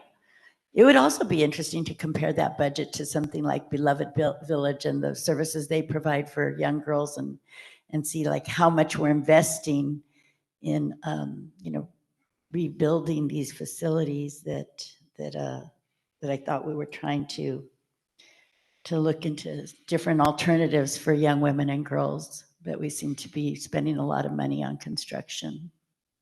So I don't have a budget that I can share with you. I think it's a request that can be made, but Okay. I do not have one that I can provide. Right, because I'm sure there's invoices and I'm sure they're not doing it for free, right? So thanks, we'll do that. Commissioner Meredith. A couple of just quick questions. It's a beautiful site. They have a nice kitty cat out there. I think it's called a mountain lion. But more importantly is that facility, what are the arrangements we're going to make for visitation? Because it is quite a distance out there. And we're going to do video visitation, or we're going to have transportation out there. I mean, that's one of the things. The second question of that, or part of that, will be because of the location of that and having been through 2 or 3 different wildfires with probation in the last few years, that isn't a significant fire area. I know we have a wildfire plan. I just want to make sure it's still updated. So I can speak to the visitation a little bit. I'm going to let her speak on wildfires because she has impressed me with her her passion about it, honestly, making sure that we're safe. In terms of the visitation, we are working on a lift contract. That's still something that's being in progress. It's not implemented just yet. I have had conversations with Chief Deputy Williams, Chief Deputy Aguilera, to make sure that we can work something out. Deputy Director Arcos, to have a temporary with transportation from one of our locations or 2 of our locations to be able to make sure that parents can get to where the visiting will be. I do want to mention something that has come up. It's interesting about parents. Some parents don't want to be picked up at their home. And so they have asked about being picked up at one of our locations, which is something that we kind of heard a little bit opposite. And in the town halls that we've had, we heard a lot of people asking for Lyft or something like that. But in meetings at the facilities, we've had a couple of parents that have said, I want to be picked up at a facility. So interesting feedback that that has occurred. So that is still being worked out. We will definitely be increasing virtual visit options, but we don't want to do the virtual visit because we're not offering transportation or a way for parents to get up there. So we want to do both. And I'll let her speak to the emergency evacuation. So for the emergency evacuation plan, each facility is required to have a building emergency coordinator. Yesterday, we met with the emergency operations unit, and we've asked them to come out so that we can change our plan. Because of the increase of numbers, we need to make sure that we have enough vehicles. The vehicles are serviced. We want staff to know the evac routes, the different routes to get down the hill both ways. So it is a great concern for the management at Kilpatrick, and we are working on making sure that it is updated, making sure that we increase the amounts of emergency supplies that we do have, as well as, like I said, make sure our vehicles are ready. Okay, I just point that out because I've been through several wildfires and post-Woolsey, and Woolsey is a whole story in itself. So you can bet if there's a fire, I'll show up out there, but I wonder what the plan is because that is such a remote location. There's only like 2 or 3 access routes in. So thank you. Commissioner Ship. Yeah, so, and maybe this was brought up at a different time, but at least when we did the inspection at Kilpatrick, 2 of the biggest issues were around the sewage situation and the kitchen situation. And that was for 20 young people at the time, and maybe even less than that, right? To feed them 3 meals a day, they had to store food in the back. And then also with the sewage situation, there were always sewage problems. Now we're more than doubling that population. Has there been any change to the sewage pipe of some type of re overhauling, and then also like an overhauling to the kitchen? I know that the refrigerator didn't work and they didn't have enough storage space, so they were storing it in the garage. Like, what are the updates on those things? Well, we don't have a garage, so I don't think that's where it was, but I'll let her speak to the kitchen part. In terms of the sewage, and I think I had mentioned when I was here before that I didn't want to misspeak and say something that I wasn't aware of. I know it was something that you guys had brought up in your report. The meetings that we were having about the sewage actually revealed some interesting things, such as in order for the sewage system that's there to work, there has to be people there. So when we actually moved the Campus Kilpatrick youth out and the campus, the staff that were there, that was part of the issue, if we were able to actually keep it going. And Kakani, I saw your face. I think there was a temporary fix that was there that actually required the system to be used. So all of our meetings have told us, all of the inspections have told us that we do not have a concern. The facility can actually have more than 120 people there on site at one time. So that is no longer a concern. I know it came up in the report. We've inquired, we've had the inspections done, and that is the responses that we have received. In terms of the kitchen, I think she's been more active in those conversations, so I'll have her feedback. We have 2 additional units that were brought on the campus to facilitate having additional food. And then also, could you speak about, because we're talking about 3 different populations right now, what is the youngest that somebody can be inside of this camp, and then what is the oldest that somebody, and not just the population, but what is the possibility that the oldest and not youngest? You know? It's the same in most juvenile facilities, 12 to, we can keep someone up to 24. Okay. And so once you're talking about that difference, right, 12 to 24, that's around a 12-year difference, right? And you have 3 different populations. What is your plan to not separate these populations, but make sure that there is a clear emergency plan, right? Some youth who come into Los Padrinos have some different issues. They're freshly newer to the facilities. Some of these youth have been there for years inside of a SYTF facility, inside of Dorothy Kirby, and they are more lax, but some of them are older, some of them are younger.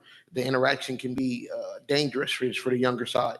Do you have a plan? Is that something that you're working on, some type of safety plan, some type of secure plan? Because at least from when I've been to Kilpatrick, it's very open. And so what is your plan around that? Yes, each program has its own definition, and we have a purpose. You know, camp is a different purpose than SYTF. Each unit will have its own classification. So their risk, their treatment needs, if they're pre-dispo, post-dispo, we will have different classifications so that we can monitor the safe housing of the youth. but will they interact, right? Like say if they're in the classroom together and something jumps off right there, right? Like what is the plan for that, right? It's a moment's notice. At Kilpatrick before, there wasn't very much fighting. There wasn't very much, um, well, there wasn't a need for this type of planning. Now we're talking up in the population and we're talking about three different populations. So what's the plan around that emergency and that safety protocol? So the purpose of a classification is to make sure our units are cohesive in the sense of, like you're saying, maturity, sophistication, even their charges. We don't want to mix, a lower end charge with someone who is fighting court differently. So part of that is how we assign the units and what units are classified for what. Each unit will have their own classroom. So that kind of takes care of itself. Kilpatrick before did some renovations on like clouding the glass so they can't see each other walking by and try to run out of the classroom to fight. So there are safety, operationally safety items that were taken care of ahead of time. We will have officers in the school quad that are monitoring classrooms for safety as well. So we have some operational things that we can do. Our movement control monitors the moves, the walking of kids. We clear when a unit can walk to a certain area. I think those are pretty good. You got it, yeah. And then this is my last question. Pretty much also with the staffing issue, right? Like you had to up the staffing. So, and last time I think we were talking about that you would reach out to the staff and you guys are surveying everybody. How is that going? Do you have the staff to meet the minimum standard? What does that look like? What is the staffing issue there? Are some staff going to work with certain populations and others are not? Just questions around that. So what you're referencing was the survey that we did for the staff to tell us their preferences. They gave us their top 3 preferences on where they would like to work between Dorothy Kirby Center, Campus Kilpatrick, and Los Padrinos Juvenile Hall. So everybody has turned those in. So we have them. We have looked at the numbers that each facility will be requiring so that we have a range and we can start looking at where we're going to be assigning people and providing them notifications. Those have not been finalized. I am going to be meeting with the executive team, presenting those numbers so we can start putting some names to that. We are taking things into consideration, obviously, for Campus Kilpatrick. There's a lot of special needs that are going to be there, and that will help with the assignment of those staff. So we do have their preferences. We're taking them into consideration as we open up. Thank you.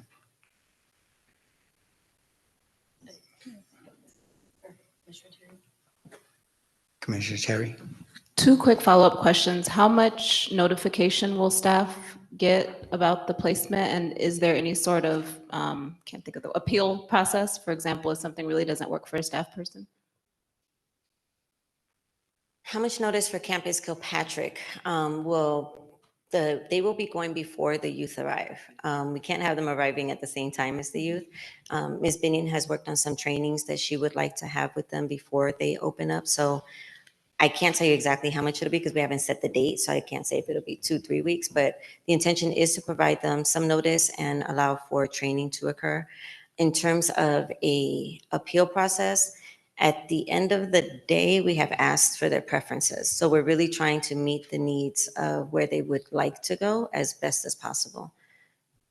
And going back to the transportation, will the transfer happen regardless of if the transportation is set up with Lyft or whoever you all end up going with?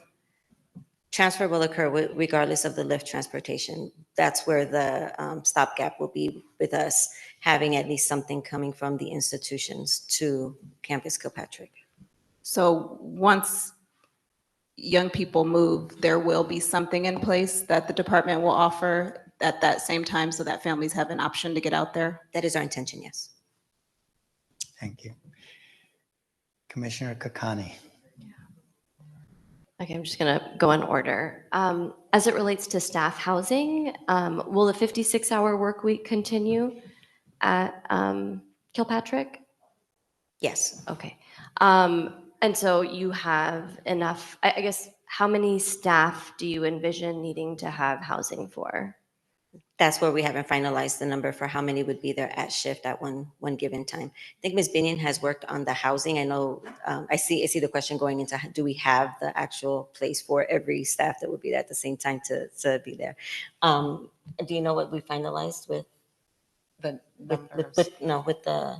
So we do sleeping have quarters? staff trailers that are being ordered for staff housing, for additional staff housing. So we have our current staff housing quarters, and we will be ordering trailers. So how many staff do you envision being able to have housing for? If you're ordering trailers and you know how many rooms there are, you can probably tell me how many folks you're planning to create Horrible with housing for. numbers. I believe it was in the 50s. So don't want to commit to a number and say we're going to have 50 on site at any given time. Right, So, right. so I'm we not are. saying how many you're going to have on site, but just how many folks you're building out housing So for. we're definitely, we know that there's a need for the additional sleeping quarters. So we've already had those discussions, and I believe that she probably participated in a few more than I did about the build out. And do the trailers not require coastal commission approval? Those discussions have occurred. We've submitted our request. Again, there's another team that's working on that, but all of that has been processed. Do you know what the timeline is for receiving that approval for the staff trailers? No, ma'am. Okay. And then you've got 4 different populations at Dorothy Kirby. I'm sorry, you'll be having 4 different populations at Kilpatrick. And I had raised at the beginning of the meeting kind of this issue that occurs at Dorothy Kirby, where some of the girls and gender expansive youth who are dispositioned to camp are not really able to enjoy the benefits of kind of a regular camp placement, right? Where doors have to be closed, they have to be accompanied, movement is actually quite restricted. I just kind of wondering what thought you've given to that. Will it likely be the same thing at Dorothy Kirby Center, or at Kilpatrick, excuse me, that's happening at Dorothy Kirby Center, where there will be some more restrictions placed on young folks with the camp placement? No, our intention is to have a less restrictive program and opportunities for the camp girls, as well as SYTF. I guess, how do you plan on effectuating? You were also at Dorothy Kirby Center, Yes. right? So clearly you're aware Yes. of the restrictions that were imposed upon young folks who were dispositioned to camp. And I don't know if there was a solution that was arrived at. So just curious how you So intend to even the effectuate that. access to the small back patio will be different for the post-dispo girls. We have an outdoor rec area that we just really intend to utilize the ability to walk around as a plus and as a difference between the programs. So our intention is to be treatment oriented, even for the pre-dispo. But our intention is to have more, I don't want to say more freedoms, but to have a less restriction so the youth can have a better transition into the community and not be such a stark difference. And I'd like to say some of it, we have to wait and see, right? What does it look like once we arrive? The intentions are there, the discussions are there. As all the youth start to come together, we can tell how it phases out. Also the sleeping quarters, you're pointing out one part, but there's a benefit to Campus Kilpatrick in that it's open sleeping quarters. The girls will be able to communicate and congregate amongst themselves in that small space that they have for youth. Whereas that's not the same setup at Dorothy Kirby Center or at Juvenile Hall. So even our Juvenile Hall girls would benefit from the open space that they have. So, I mean, I think maybe I've heard the exact opposite from probation staff at LP in terms of girls at LP benefiting from open quarters. And I think that, I mean, I don't know, I don't work there. I'm just sharing what I hear, that's your. I can speak to that. I think we know that we have smaller populations, behavior changes, right? A lot of times when you have more people together, more kids in a space, sometimes our very well-behaved behaved youth may act out because they're seeking attention, or there's a lot of things that contribute to it. So being in a cottage that only has 8 youth is a lot different from being in a space that has 20 youth, you know? So I think that the smaller population will allow for them to interact a little bit differently, and also our ability to house with the classifications and have 5 separate spaces, which is actually 10 separate spaces to be able to put the youth, allows us to put similar children together. And so I think that we'll actually see that that open space will be a benefit. And I previously mentioned that the department did hire someone to come and give us some advisement, and it has shown that that's something that has worked in other locations. So I think the staff that you are speaking to are discussing for what they know, the experience that they're having. So I'm not going to say it's untrue. It's appropriate probably for the experience that they're having. And then as it relates to the, I guess it's 5 different cottages, 10 different, I don't know, when you said, Ms. Binion, that every unit will have its own classroom, did you mean that there will be 10 classrooms or 5 classrooms? I think I heard someone say that every unit will have its own classroom. Yes. So is Every that 10 unit. classrooms or 5 classrooms? No, Or how many Sorry, classes? I I mean, wish I because you're had going to a have, number. I'm just looking at like the population numbers from Monday. There are 55 girls and gender expansive youth who are currently incarcerated between Dorothy Kirby and LP. So yeah, how many classrooms do you anticipate using between that number of girls and gender expansive youth? We have enough classrooms for each unit, so I think we have 10 classrooms. I'm thinking 8 right now, but we're kind of reimagining some space over there. I can follow up with you today. I'm going to Kilpatrick today. Okay. And so what happens when in a single unit, you might have some young folks who are in college and some young folks who are in high school? How will you? Exactly what we do now. We pull youth out to their appropriate location. But if you We have a workshop area that we can also use for the college students. Okay. I thought you were going to use the workshop for vocational training. We are, but that doesn't necessarily mean it's going to happen during school hours. Oh, okay. Okay. And then as it relates to programming, will Young Women's Freedom Center still be coming regularly? Have you all engaged in that contracting or that? I don't know. Yes, actually, we're part of the Ending Girls Incarceration initiative. So we have met with OYCR, Young Women's Freedom Center has been there, Beloved Village has been there. We actually meet, I think, in a couple of weeks. We are really going to incorporate this initiative as part of our mission and our vision. So yes, they are involved. I've showed them their office space, their work area, because there will be a great partnership with them. I know in LP, at least, you have a credible messenger inside the units, I think, for most of the day. So are you envisioning having credible messengers either from Young Women's Freedom Center or ARC in each of the 10 cottages, 5 units? DYD is over the Credible Messenger program, so we will support that. Have you found, I mean, I guess the programming seems like a big piece of this working. So I know that DYD is holding it, but I'm curious what communications you've had from DYD in terms of, or Department of Arts and Culture, in terms of ensuring that both credible messengers and additional programming will be in place. Again, they're part of the weekly meeting, and they've been on campus. They communicate regularly with me, so we haven't said no to credible messengers. We expect credible messengers to be there. And our programming director is the one who's having the contact with the credible messengers and any other program that's coming, making sure that those contracts are in place and ready to be executed when we move. So it's not something that Ms. Binion or I are specifically working on. We have a programming director. Commissioner Kakani, how many more questions? I just have on one your more list? question. Are you planning on using pepper spray at Kilpatrick? At this time, there's no plan or discussion about pepper spray at Kilpatrick. So you're not planning on using it? At this time, there's no plan or discussion about pepper spray. I can't tell you that that's a yes or no. I'm not the chief. At this time, that is not a discussion. Okay, and then plans for pregnant girls. Sorry, I forgot about that one. You guys wonderful. Pregnant girls will be housed at Kilpatrick. Depending on how far along they are in their pregnancy, will determine their medical needs. So whatever their medical needs require, we will get them to the appropriate housing. So if that means that I have to make a phone call to LP, hey, this girl has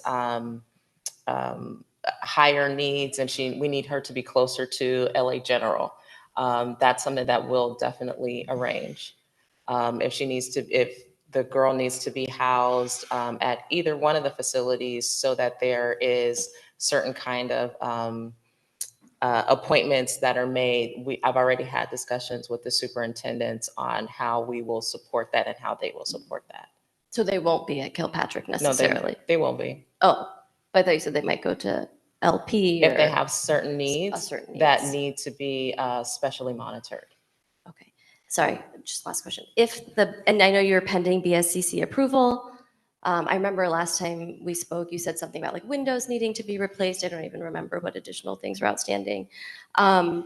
Will you move the girls there and gender expansive youth there prior to the next court date, even if you don't receive BSCC approval to do so? I think that's probably a question for the chief. Okay. Commissioner Canales. Thank you so much. Right now, when Commissioner Kakani was asking questions, you responded with about the dorm setting. You responded with the department hired someone to show that it works and that it's worked in other places. I'm wondering who the department hired, and did you put out an ROI, or how did you go about that process? And how many trainings have you had with this? Is it a consulting firm or what is it? She's a consultant. She was in place before I joined the project, so I don't know how she joined, and I honestly cannot remember her name at this moment. As I said it, I knew you would ask. She came out, she visited Dorothy Kirby Center. She's walked some of our locations. She's given us feedback. She met with Ms. Binion and I separately. She went to Los Padrinos Juvenile Hall. So she has come out, she has had discussions. She hasn't conducted a training per se, but she has given us feedback as we were starting to develop and plan what we thought might work.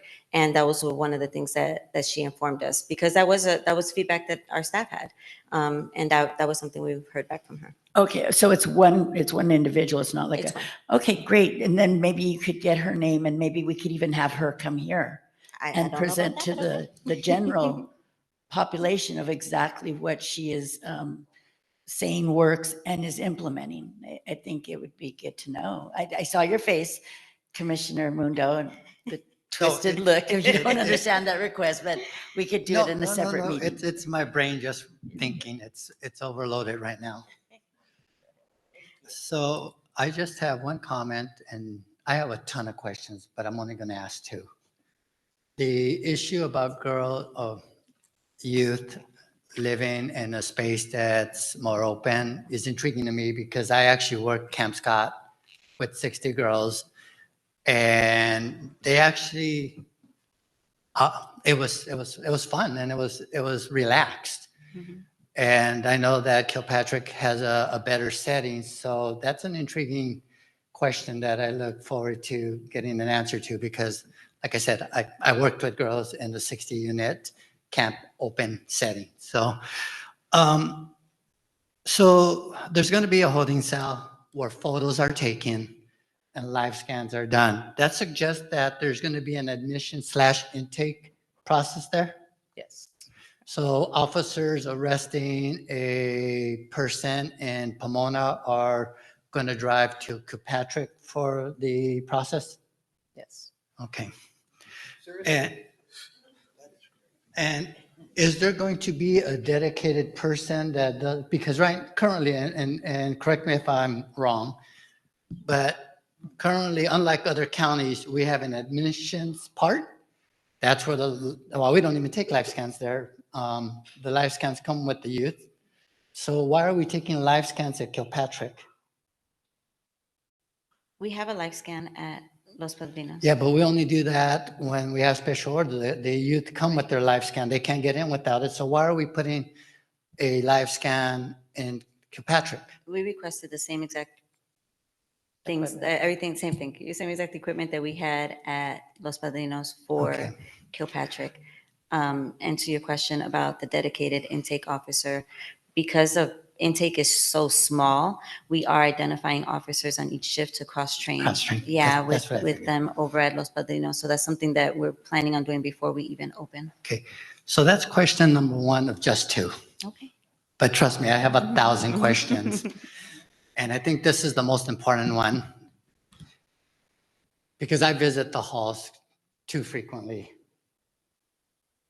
I've not been at the school where we've had a full group of regular teachers. It's been about 60% substitutes. We have rules in the county that dictate who gets moved first, lower person on the totem pole. If we have all these senior, very well-trained, very experienced teachers who are not going to go there, drive there, are we going to be operating with substitutes daily? I mean, that's been my biggest concern because later on today, the OYCR will, actually, no, they didn't. There was a report that came out about the educational system, the process for the county now, but who's going to be teaching these kids and is there going to be any consistency there? So they had teachers at Campus Kilpatrick previously, so we know that you have people that are already prepared to return. Oh, great. But in terms of the number of teachers, that's something that LACO has not provided me with. So we can definitely inquire what the ratio is for substitutes versus permanent teachers, but they did have teachers that were there prior to us moving our youth. Okay. So maybe we can go to public comment, give them a chance to, oh, we can't? Okay, Mr. Meredith. Yeah, I need clarification on this because I deal with the police chiefs in this county almost a regular basis. If we have a girl who's going to have to go to intake, and I'm going to use the Pomona example, they're going to have to transfer all the way out to Kilpatrick?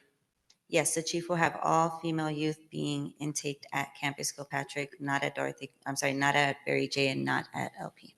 Okay, that makes no sense because you're taking officers out of the field for 6, 7, 8 hours, probably from Pomona to go out there, do the intake and come back. Understood. And I mean, I'm going to catch flack outside of this meeting from the chiefs on that issue. And I'll just refer him to Guillermo, but. Well, Malibu will like it. So any written or live public comment? I actually don't recall whether we had written public comment on this. I'm looking, I think no. If you'd like to make written public comment, please send your email to info@lacounty. Don't send it there. Send it to info@poc.lacounty.gov. Thank you to all of you who are in the room who'd like to give public comment. If you want to give public comment online, please use the little raise your hand function, the tiny hand button at the bottom. Or if you're calling in, dial *3 and we'll call you by your phone number. You'll have 2 minutes and we can begin. Go ahead, Mr. Bell. Okay. Well, first, I'm happy to hear about the Kilpatrick keeping the 56.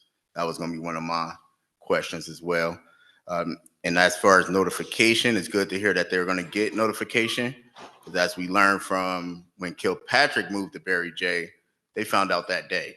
So I want to make sure that the officers that are going to CVK are not going to learn the day of movement. As well, I want to ask, will the department be honoring the Kilpatrick's first right to refusal?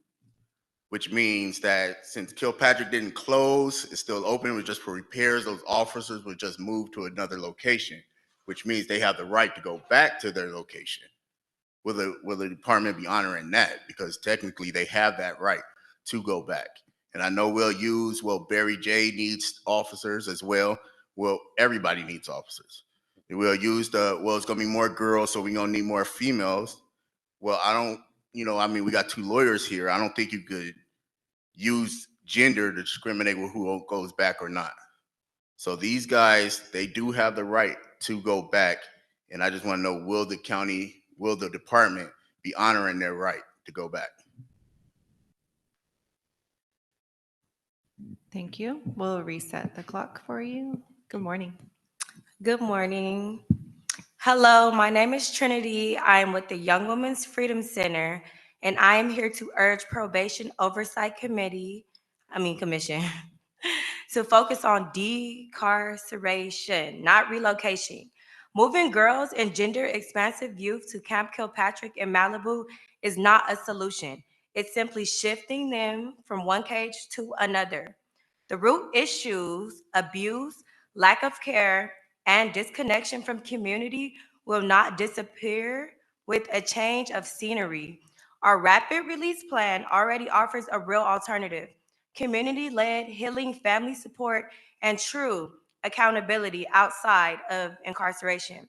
With $4 billion in settlement funds and decades of proof that probation facilities cause harm, it is unacceptable to expand incarceration instead of investigating and housing, mental health services, and community-based care. We can begin releasing youth now, starting with those with low LADS scores through individualized release plans. We do not need to send youth over there. It doesn't make sense. And thank you. Thank you. Welcome. You're gonna reset the, okay. Good morning. My name is Deanna Pittman, and I'm here with the Young Women's Freedom Center. We work with girls and gender expansive youth in facilities and also when they return home. Since the movement of girls and gender expansive youth to Malibu was announced, we've been strongly advocating against it. The focus should be on decarceration of girls, not the movement to another facility. This body created a strong list of pros and cons on whether or not the girls should be moved. And the cons were long. And I feel like probation has blatantly ignored it. Further, it's negligent to upscale the incarceration of girls and gender expansive youth when this department is at the center of a $4 billion sexual abuse settlement. To date, we haven't seen any significant effort by the department to reduce the population of girls and gender expansive youth. No matter the facility, the problems are going to persist because, as Trinity just mentioned, the root causes are not being discussed. Probation announced their intent to move girls in February. It's now August, and they still have not received any type of approval from the BSCC. Decarceration is our priority, but the department should not be allowed to move not one girl or gender expansive youth to Malibu without that explicit approval. The state, the county, and community is against it. Thank you. Thank you. And thank you for lifting up that pros and cons list. I'm actually going to ask Janae to link it under this item on the agenda if folks would like to see the pros and cons list that the POC created. Good morning, everyone. My name is Kaylee Matthews, and I'm a community organizer with the Young Women Freedom Center. I'm also someone who oversees all youth resources that we offer for them long-term and also political education. I'm a young person who has been system impacted by the juvenile justice system from the age of 14 until I was 18 years old. I'm now 21. So I'll just get straight into it. Gender expansive youth and girls may be particularly vulnerable in juvenile detention settings, facilities like Malibu, or others with many more correctional settings. May not be equipped to handle the specific needs. These specific individuals need a clear approval process and ensure that such more are done in their best interest. I want to uplift the real issue here and get straight to the point. Decarceration is priority, but probation should not be allowed to move any girl gender expansive youth to Malibu without the approval from the BSCC. If there is no approval, then why do they feel like they have the best interest in our youth? And without no direction, I will be here to voice that for our community. Thank you. Thank you for sharing. Good morning, Commissioners. My name is Antonia, and I'm here on behalf of ARC to speak against the proposed movement of girls and young women to the and gender-expansive youth to Campus Kilpatrick. This relocation will not solve the underlying issues in our system. It will only displace young people further from their families, communities, and support networks. Kilpatrick's location in Malibu makes regular visits difficult logistically and financially. Even though you are providing transportation, the additional hours will be large. Also, Commissioner Meredith brought up the difficulties of intake, and I think that should be highlighted. Family connection is not a luxury. It's essential for rehabilitation and healing. Secondly, there are serious concerns about readiness, as brought up, schooling, programming, and the facility itself. Safety and privacy must be in place and built before it starts, not as an afterthought. Right now, schooling is inadequate with teachers and not enough of a curriculum in place. Something that I didn't catch in this discussion was also a concern that was lifted in April about suicide prevention and harm for these youth. That also should be addressed before these girls and gender-expanded youth are moved to the facility. Lastly, the risk of mixing 3 different populations with an age range of over 12 years also opens individuals to heightened levels of vulnerability and scary potentials for exploitation. We know there are better options. The POC has already been recommitting itself to reducing incarceration for girls and expansive youth. Assessive tools have also shown that 99% can be providing to alternatives like diversion and community-based programs. I want to also uplift the members that just spoke who are coming from YWF and Beloved. They have a plan for rapid release. You should listen to them. Thank you. Thank you. Welcome. Good morning, Commissioners. My name is Saul Campos, and I'm a youth advocate with the Anti-Recidivism Coalition. To pretty much piggyback on what Antonia just mentioned is that moving these youth will cause difficulties with family, which could lead to other problems, but also it's, I thought the focus was going to be on depopulation, but it seems like it's repopulation or maintaining a population. That's just something that I'm opposed to. Thank you. I think if you want to see the numbers of population, those are available on our dashboard and our population reports, which will demonstrate what was just said around the population staying relatively consistent over the last, I'm looking at Donisha, 2 years. It's been pretty close. Go ahead, Kevin. All right, thank you very much. I think this item is absolutely crazy. If there's anything that the social media, the news outlet are give you some compliment, that is the Kilpatrick.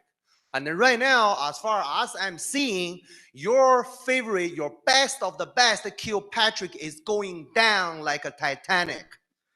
So number one, I really don't understand the word because again, I am very uneducated. I do not have your PhD education. I don't really understand the word gender expansive youth. I don't really understand. As far as I know, I only know there's a penis, there's a vagina, nothing more, nothing less. So right now, I heard they are saying that you are putting somewhere between 12 years old and 24 years old. What does that mean when you put those population together? Rape, sexual assault, non-stop. Now, second is that you are putting someone with a penis, someone with a vagina. Excuse me, sir. Just use genders if you have to.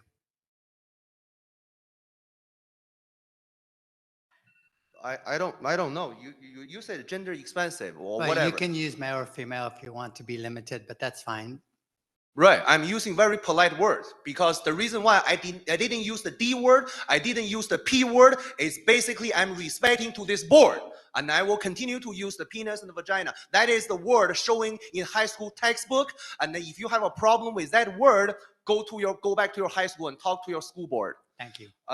So when those people in the biological female in the bathroom and they are seeing all of the biological penis flying all around the bathroom, I think that is a problem. I'm concerned about the rape. I'm concerned about the sexual assault. Thank you.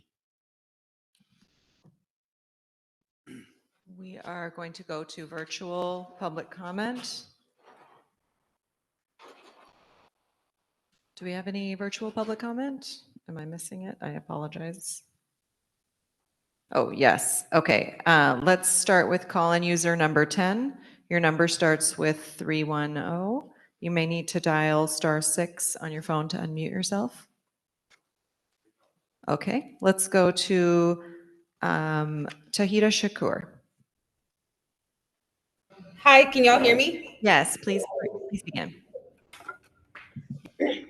Hello, my name is Tahita Shakur, and I'm with the Youth Justice Coalition. I'm here to say that we should not rely on probation to come up with a plan for our young people.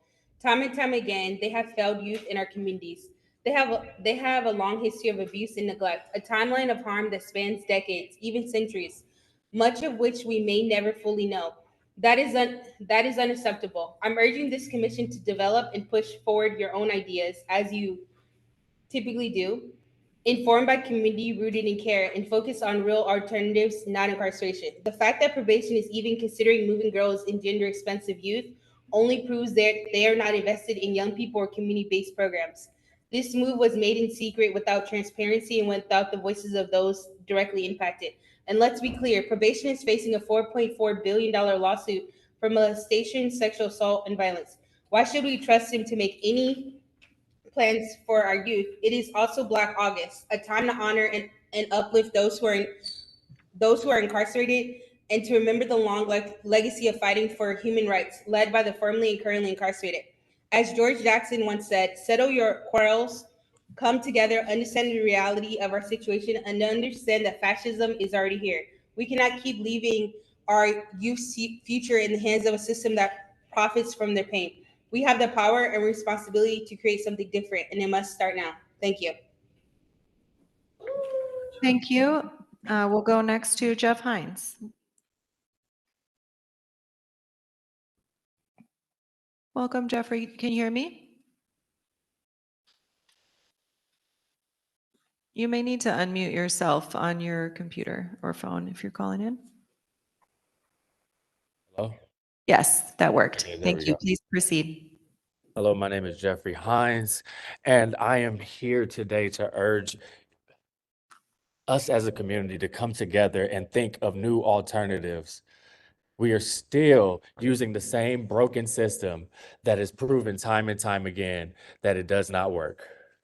It is time to be radical and think of new ways to keep our youth safe. There's no way that anybody could think that it is an intelligent move for us to trust the same people that have a $4.4 billion lawsuit and that is still open. There's no way that you could think that this is how rehabilitation happens and that this is what is best for our youth. All that's happening is you're re-traumatizing them. Families need to be kept in the loop. There's no way that a parent should not know where their child is going. And at the end of the day, it is upon you to make the decision to do what is difficult, and that's to do something different. Thank you. Thank you. Next, we'll go to Jacob Jackson. Welcome, Jacob.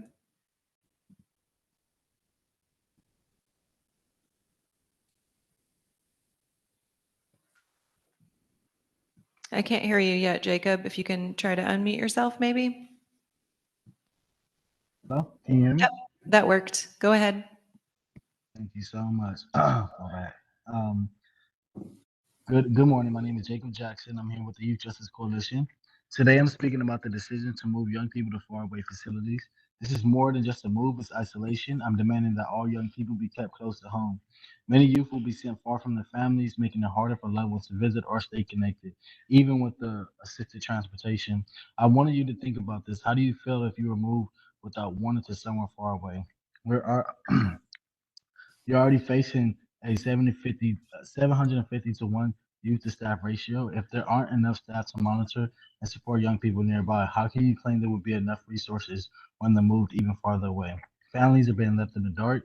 Parents and loved ones aren't even told the children about to be moved to Kilpatrick Juvenile Hall. They often find out after it's already happened with no warning, no time to prepare, and no voice in decision. Community support will be cut off.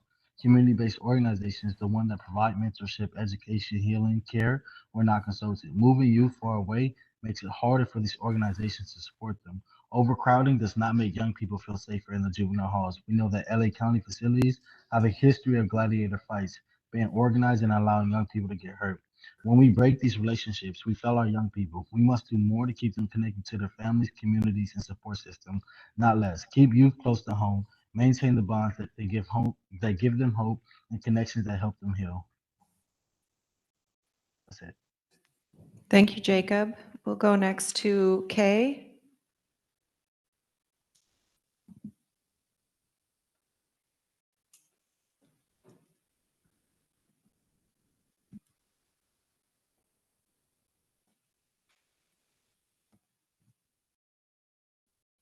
Kay, you're unmuted, but we can't hear you.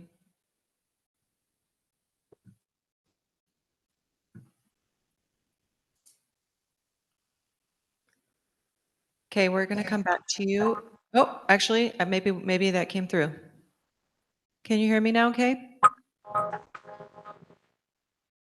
Oh, I think this may be a connection issue, because we can hear noise in the background, but I can't hear you speaking. So we're going to go to our next caller, and then we'll come back to you and try it again. We'll go to call-in user number 9. Your number starts with 323-331. You need to dial *6 on your phone to unmute.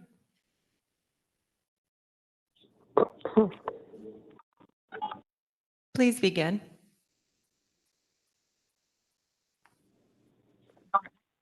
Hello. Hello? Okay. Okay. Hello. Good morning. My name is Natalie Segura. I'm with the Youth Justice Coalition here today to speak upon the troubling reality that many families are facing. Families are being left in the dark as decisions are made about their children's futures without any fair warning or involvement. Imagine receiving the shocking news that your child has been moved to Kilpatrick Juvenile Hall. A decision made without your knowledge, without time to prepare, and without your voice being heard. How would that make you feel? This is more than just moving them, it's an act of isolation. Many of these young individuals will be sent far from their homes, making it challenging for their families to visit, support, and stay connected.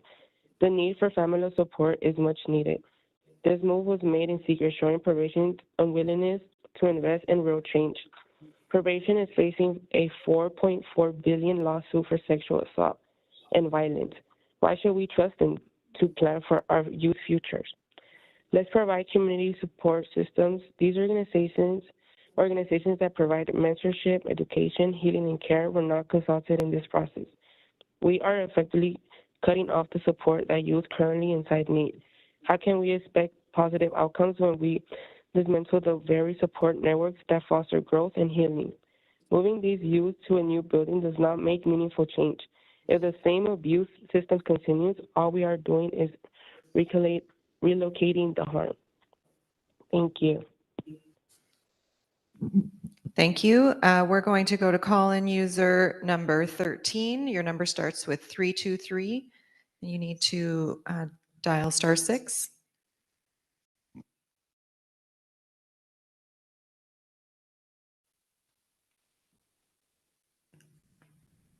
Call-in user number 13. You need to dial *6 on your phone to unmute yourself.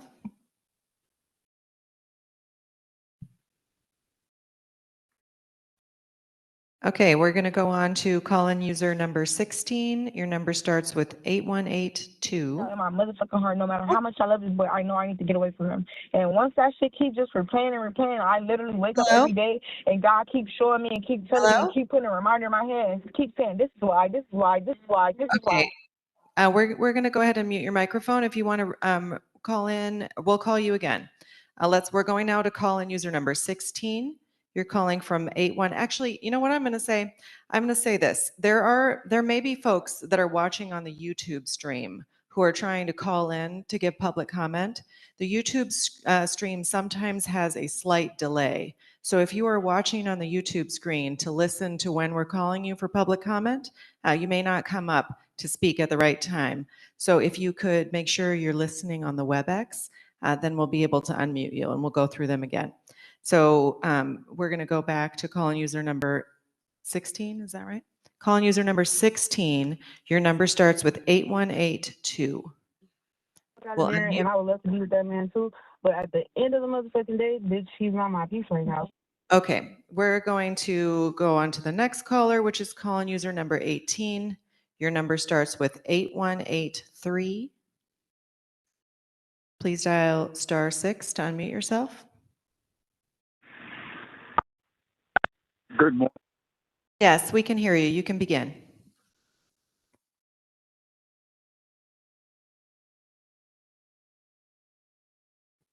That this coalition, this commission has continued to press for transparency and change.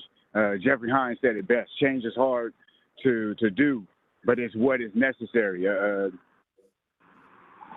Follow the direction of the community that's pointing to full liberation. And I know it takes steps, but moving kids further away without informing is clearly not the steps.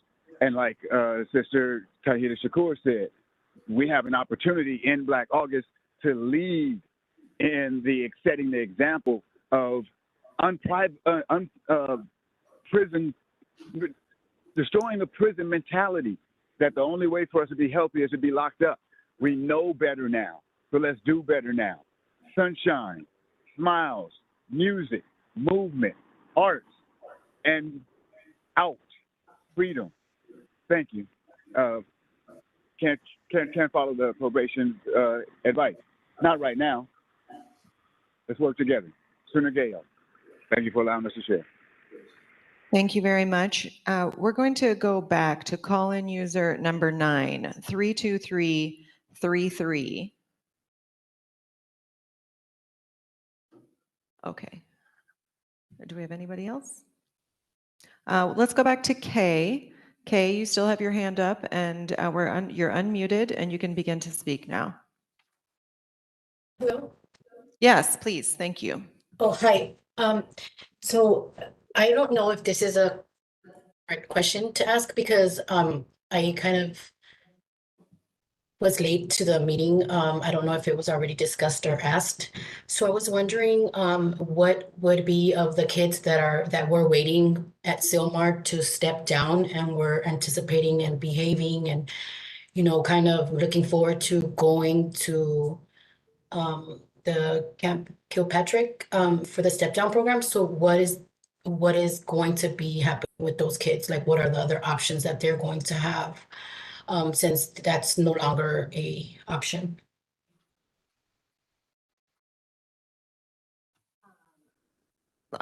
Deputy Director Roman is going to answer that question after we finish public comment, which I think we have now gone through all of the public comments.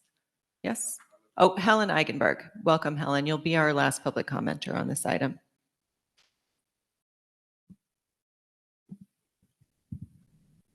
To all of this. And it's just so disheartening. And I just keep thinking back to the motion that Supervisor Solis put forward in 2022, I believe, to decarcerate, depopulate girls and gender expansive youth.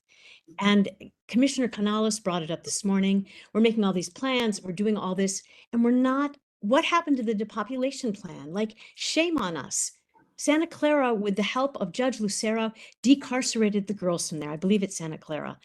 We can do it. And I don't understand why we're just continuing and now moving them and shifting them to another place. You know, and the other thing too, it's also been reported that more kids are going to be added to that lawsuit. Like, what are we doing? We can do so much better than this. Thank you. Thank you, Deputy Director Roman. If you wanted to address the question about the step down.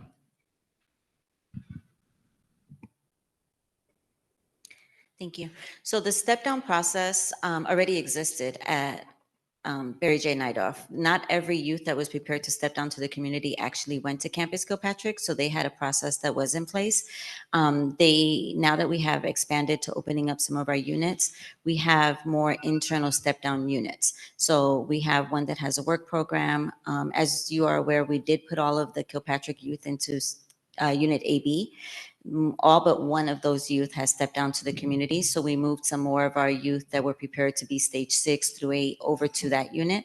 So we are still continuing to do step down. We have caseworkers already there at Barry J. The exact process that Kilpatrick had already existed for Barry J. So we're just continuing to do that and step them down into the community. Thank you. Commissioners, be mindful of the time and where we are on our agenda. Any questions or concerns? Commissioner Terry?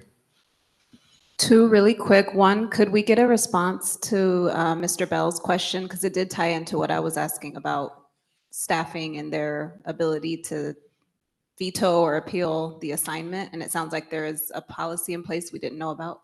The reference to first right of refusal? Yeah. So he's referencing the displacement that they got moved over because of the repairs, not because of the depopulation. Because we are going to be making that Campus Kilpatrick female population, there will be some changes that are made. The first right of refusal is him basically saying everybody be allowed to go back so that we could reassign and say you're not actually going to be here if they're not going to be there. So that's something that we would be doing with employee relations if there was going to be a change to that or if we were going to follow that process. That's through employee relations. Okay. And second question, just going back to the education, I feel like there needs to be some sort of follow-up, and I'm trying to figure out what the right follow-up is. But given the number of high school age youth who are going to be going to Kilpatrick, which is different for that facility, and it seems like the space has maybe been worked out, but in terms of, for example, knowing right now how many returning teachers LACO has and how many substitutes there would be, because the girls are already going to be moving. That's already a big shock. They may have access to family visits at that time. Hopefully, that's a big shock. But then their education is going to be disrupted without any notice. And it just feels like there needs to be some thoughtful planning around what that's actually going to look like, starting with bare minimum, just knowing the numbers. No problem. And I'd like to say, it's not that there's not thoughtful planning, I just haven't been part of that conversation with LACO, but we are constantly discussing the population, so. Yeah, maybe a future agenda, I can bring it up then. Given the importance of this subject, I'm sure that probation is anticipating being here next month. And now they have a flavor of our questioning and of the concerns of the community. So I was hoping we can just move on to a break. It is now 11:43. If we can return at 11:53. Thank you.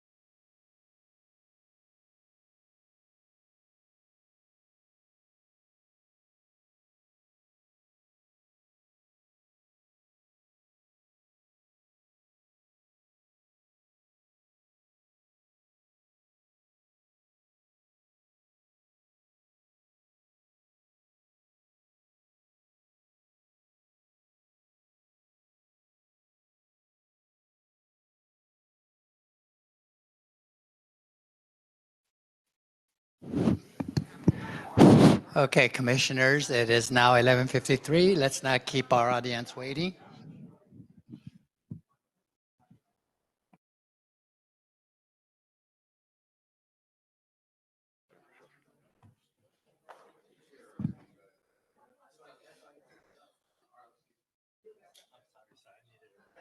No, I agree. I agree with you. I was a little too just like. Sorry, I'm sorry.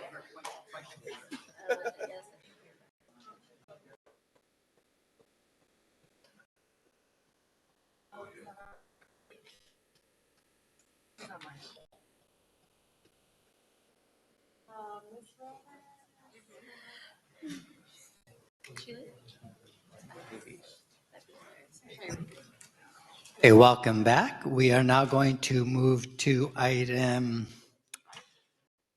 number 5.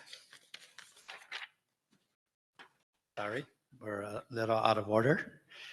Next up is item number 5, during which we will discuss and take possible action on probation's visitation policies and practices. As a reference, we have attached the probation department's visitation policies for the camps, halls, and secure U-Track.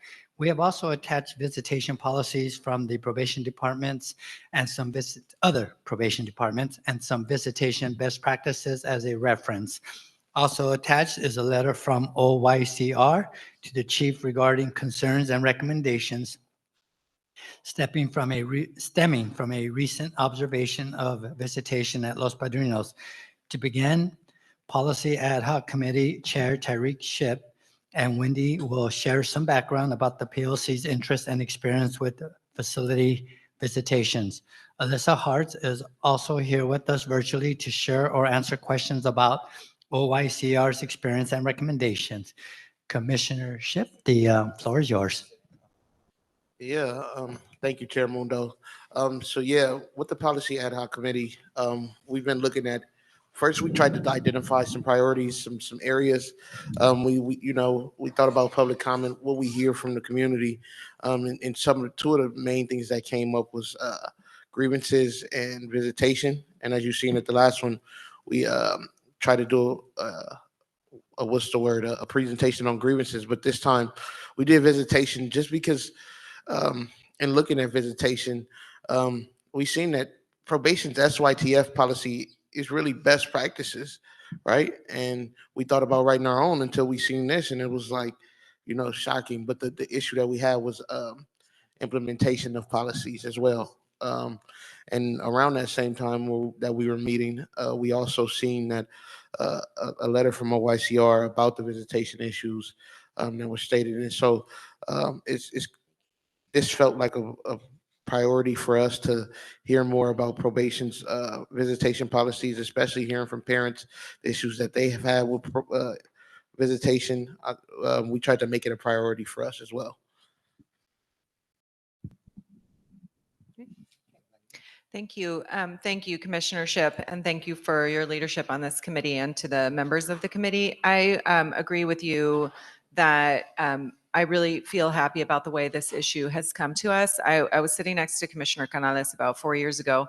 I don't even remember what the issue was, but she whispered to me, this is a community organizer's dream. Commissioner Canales and I are both community organizers by trade.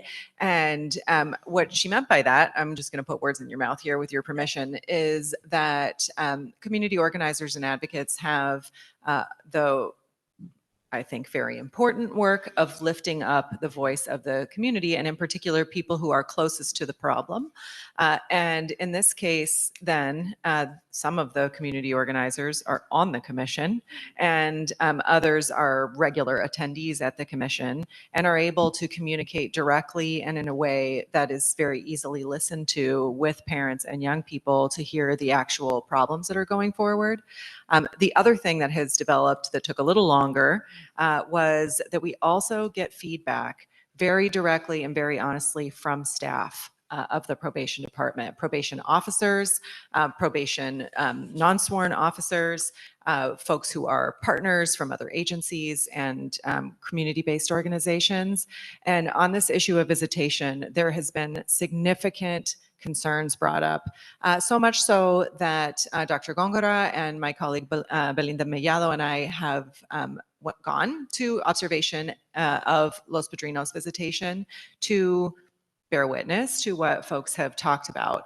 And I'm very thankful that Elisa Hartz from the Office of Youth and Community Restoration, the ombudsperson, also attended visitation and then was able to comment on some of her observations and make recommendations in the letter that's attached to this agenda.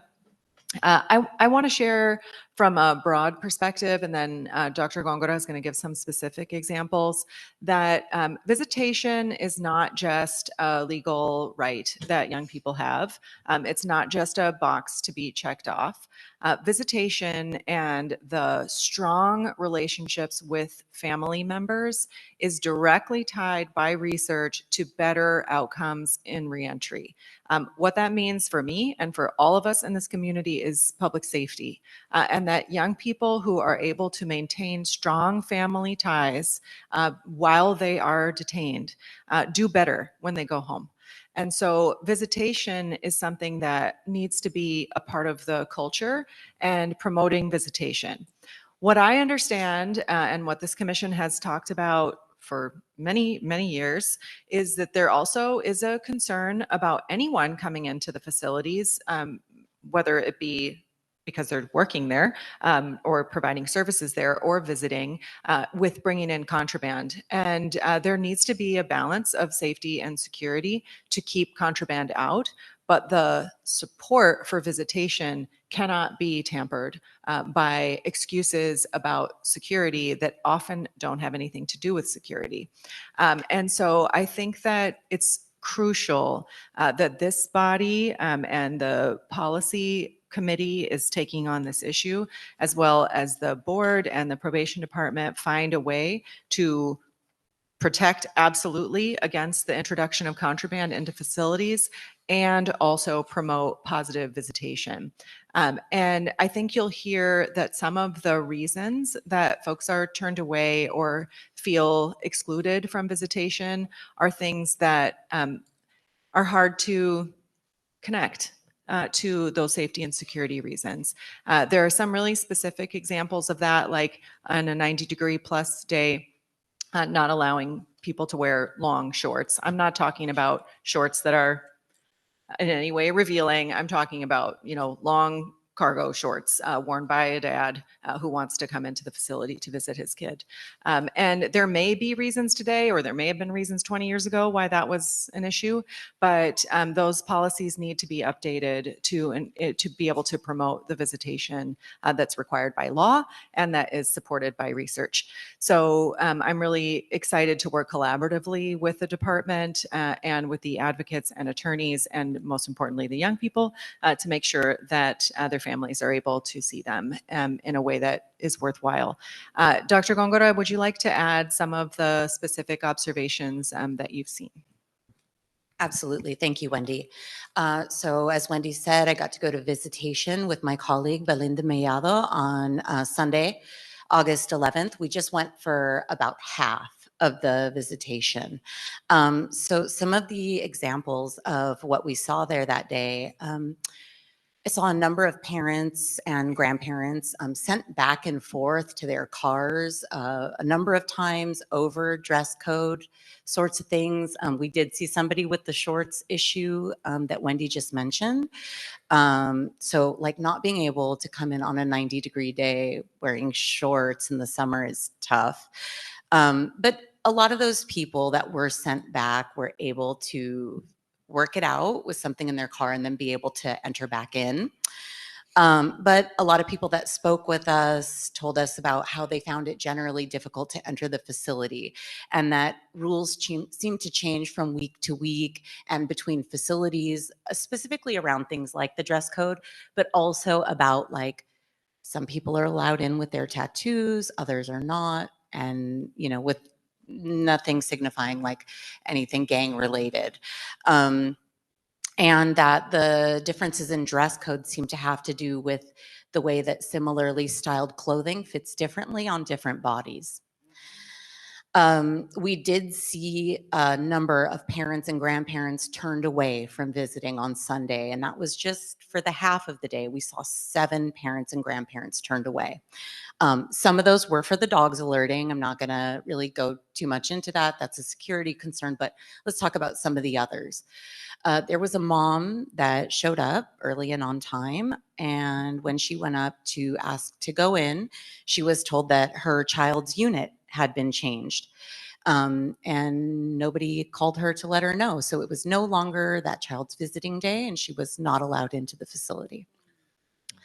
3 other visiting family members were turned away, being told that they had arrived too late for the visit. And those people that spoke to us reflected some very serious concerns for their child's mental health, just in knowing that at some point they're going to have a call with their child. The child will understand that somebody actually did show up for them, and then to not be allowed in. The parents express concerns about how their child would then feel or how they might act on the day that they find that out. That's a really tough situation to cope with. An overarching theme shared by many families, even those that were allowed in, and they took the time to talk with us, was that they described that either for they themselves or others that they had seen, they felt like they were treated with bias and with a lot of suspicion coming into the facility. So we're really hoping that through these observations, we can continue to hear the experiences and get down to some of the nitty-gritty of what's happening. And we really appreciate many of those family members who not only lifted up their concerns, but also are sharing and ready with solutions about what they think could make the visiting process better and make them feel more welcome to be a part of their child's rehabilitation. Before I turn this over to Elisa, I'd also like to thank Commissioner Jackson, who is on a plane right now, which is why she's not here, but who also attended Visitation on Saturday and was able to record some of her comments and share those with Dr. Gongora. And also I'd like to thank a number of the staff who, the probation officers and staff who I've interacted with at this visitation, who clearly do embody the spirit of appreciation of visitation, and who are willing to be flexible with parents and help them to get in. That includes the reserve probation officers who volunteer on the weekends to help support visitation, given some of the staffing constraints, many of whom work very closely and respectfully and in a dignified way with the parents. I think what you will hear as you hear the committee go forward is some concerns about the consistency of that approach. So with that, unless Chairman Lowe, you had something else you were going to say, I'll ask Elisa to share her thoughts. Elisa, can you hear us? Yes, I can hear you. Can you hear me? Yes. Oh, great. Thank you. Great. Well, thanks very much for inviting me to join you today.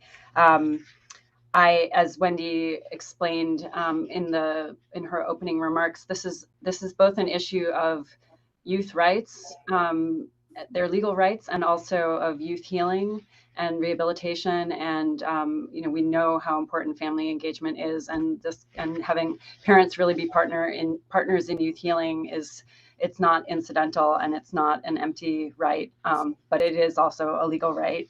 I spent 2 days. I spent the weekend at Los Padrinos. I was there for the full visiting time on both Saturday and Sunday, and my observations and findings were very similar to the prior speaker. There's issues both in terms of the policy itself and then the implementation of the policy. The policy, as has already been described, is especially around the dress code, is extremely complex, internally inconsistent, highly restrictive, and really makes it very hard for parents to comply. So I had a mom say, like, I'm really trying to comply, but I don't know what they want. If you kind of write down all the list of everything that you can't wear, it's hard to know what you can wear. You can't wear blue, you can't wear red, you can't wear graphic, but you also can't wear white. You can't wear things that are tight. You can't wear things that are short. You may or may not be able to wear skirts, but you can't wear shorts. So it's really, and I think as Wendy said, it seems like there was an accretion of these restrictions that, each individually may have been tied to some kind of safety and security concern, but really at this point, I think they wouldn't meet the Title 15 requirement that the limitations on visitation are you can only impose limitations that are necessary to maintain order and security, particularly because the parents just don't have notice of what they need to do to comply. There are specific examples in the letter that is attached to the agenda. I think just two other examples that I'll highlight that aren't repetitive of what the prior speaker said. One was a mother who had worked the prior day to earn enough money to take the bus from Lancaster to visit her child at Los Padrinos. And she had been turned away the prior week, but because of a dress code issue, she came back this week, and it took 5 hours on the bus to get there. She got to the facility. She had brought a t-shirt and leggings to put on over her clothing, so that because I think the prior time she had been turned away for that reason, but she was again turned away because the t-shirt she brought was white, just a plain white t-shirt, which I think is the most kind of basic t-shirt that is provided. And then there was a suggestion that even if she had met the dress code, that she might have been turned away for some piercings that she had. And there was also a young woman who had come directly from her job at a hospital she was wearing scrubs and Crocs. She was late. She had to run back to her car fortunately she had sneakers in the car. So she swapped out the Crocs for the sneakers, in this kind of professional hospital gear. And so, you're losing time, right? You're losing the time of visitation. I also observed parents running back and forth to their cars. There are lockers available right at the entrance, but there are no locks available. And so if people don't bring their own locks, then there's no way that they can leave their items there. And so they have to go back to their car. Elderly visitors have a difficult time walking back and forth. And then of course there's the precious time, they have very short period with their children. I was lucky to be accompanied by the LA County Probation Ombudsperson on both days, or their staff, and they were able in certain cases to kind of assist in getting in resolving the issue and kind of getting the parents and legal guardians into the facility. But the minor understanding is that they are not able to be there at all times. But I think having someone who really has the goal of really supporting parents and I think my concern about the implementation approach is that parents there was more concern about following these very complex and confusing rules than about supporting the parents to get in to visit the young people. And so that kind of shift in the kind of general framework, I think, of the visitation is really important. I also noted that there is so right now only parents and guardians can visit on the weekends, is my understanding. And there appears to be a department policy that only the court can authorize supportive adults to visit youth. So if you have, an older sibling, a sibling who's over 18, or a aunt or uncle, someone who's really your person and wants to come in. Currently, my understanding is that the only way that that's being permitted is if they have a court order. And that's not, the Title 15 allows the facility administrator to make those determinations. And in other jurisdictions, that's certainly something that facility administrators will do, usually in conjunction with the probation officer, who knows whether someone is genuinely a supportive adult for the young person. So I would encourage and I did in my letter, encourage the department to take another look at that particular issue, to really think about how we're supporting young people in the most meaningful and youth-centered way. I would. I also wanted to share that OICR, so the technical assistance arm of OICR, actually has a dedicated family engagement specialist, Cole Lancaster, and we're prepared to be a thought partner with the POC, with the department, and really help kind of think about a meaningful, streamlined, and youth-centered policy. We also have access to national experts on visitation and national partner groups, there are best practices both in the state and around the country that I think might be useful to consider as you're taking the opportunity, hopefully to kind of take another look at the visitation policies and start from a fresh slate would be my strong recommendation. So I'm happy to answer any questions about the letter or any other topics. Thank you so much, Elisa, and thank you for the offer about the technical assistance. Also, I just wanted to let folks know that attached to the agenda is not just the letter from OICR, but also some policies on visitation from other jurisdictions that I think are very helpful, as well as national organizations' recommendations on policies and sort of overall culture around visitations that Elisa recommended for us. So there are a lot of resources attached to the agenda. Thank you, Wendy, and thank you, presenters.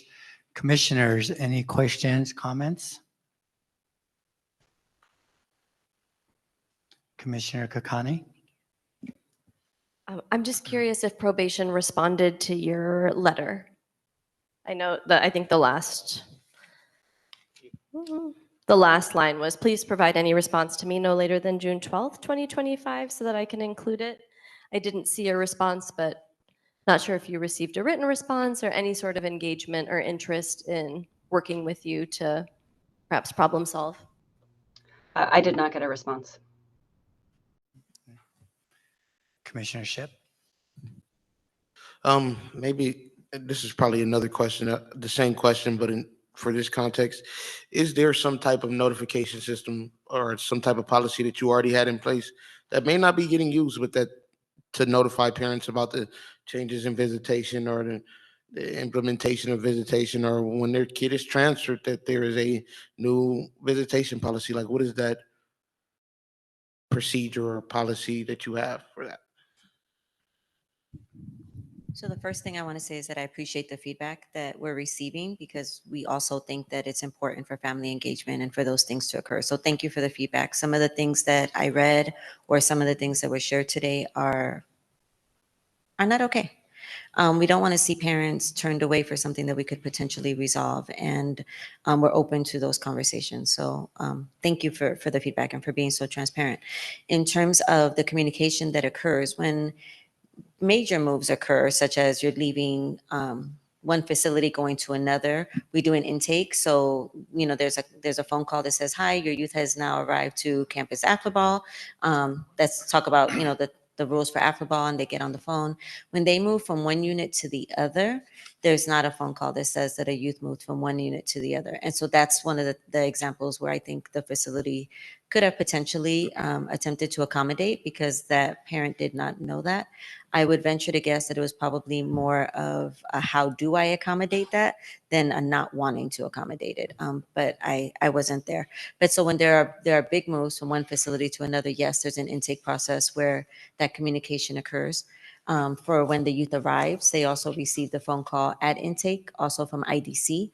There's a letter that goes out to the parent informing them about visiting hours and all that. So there are communications that occur.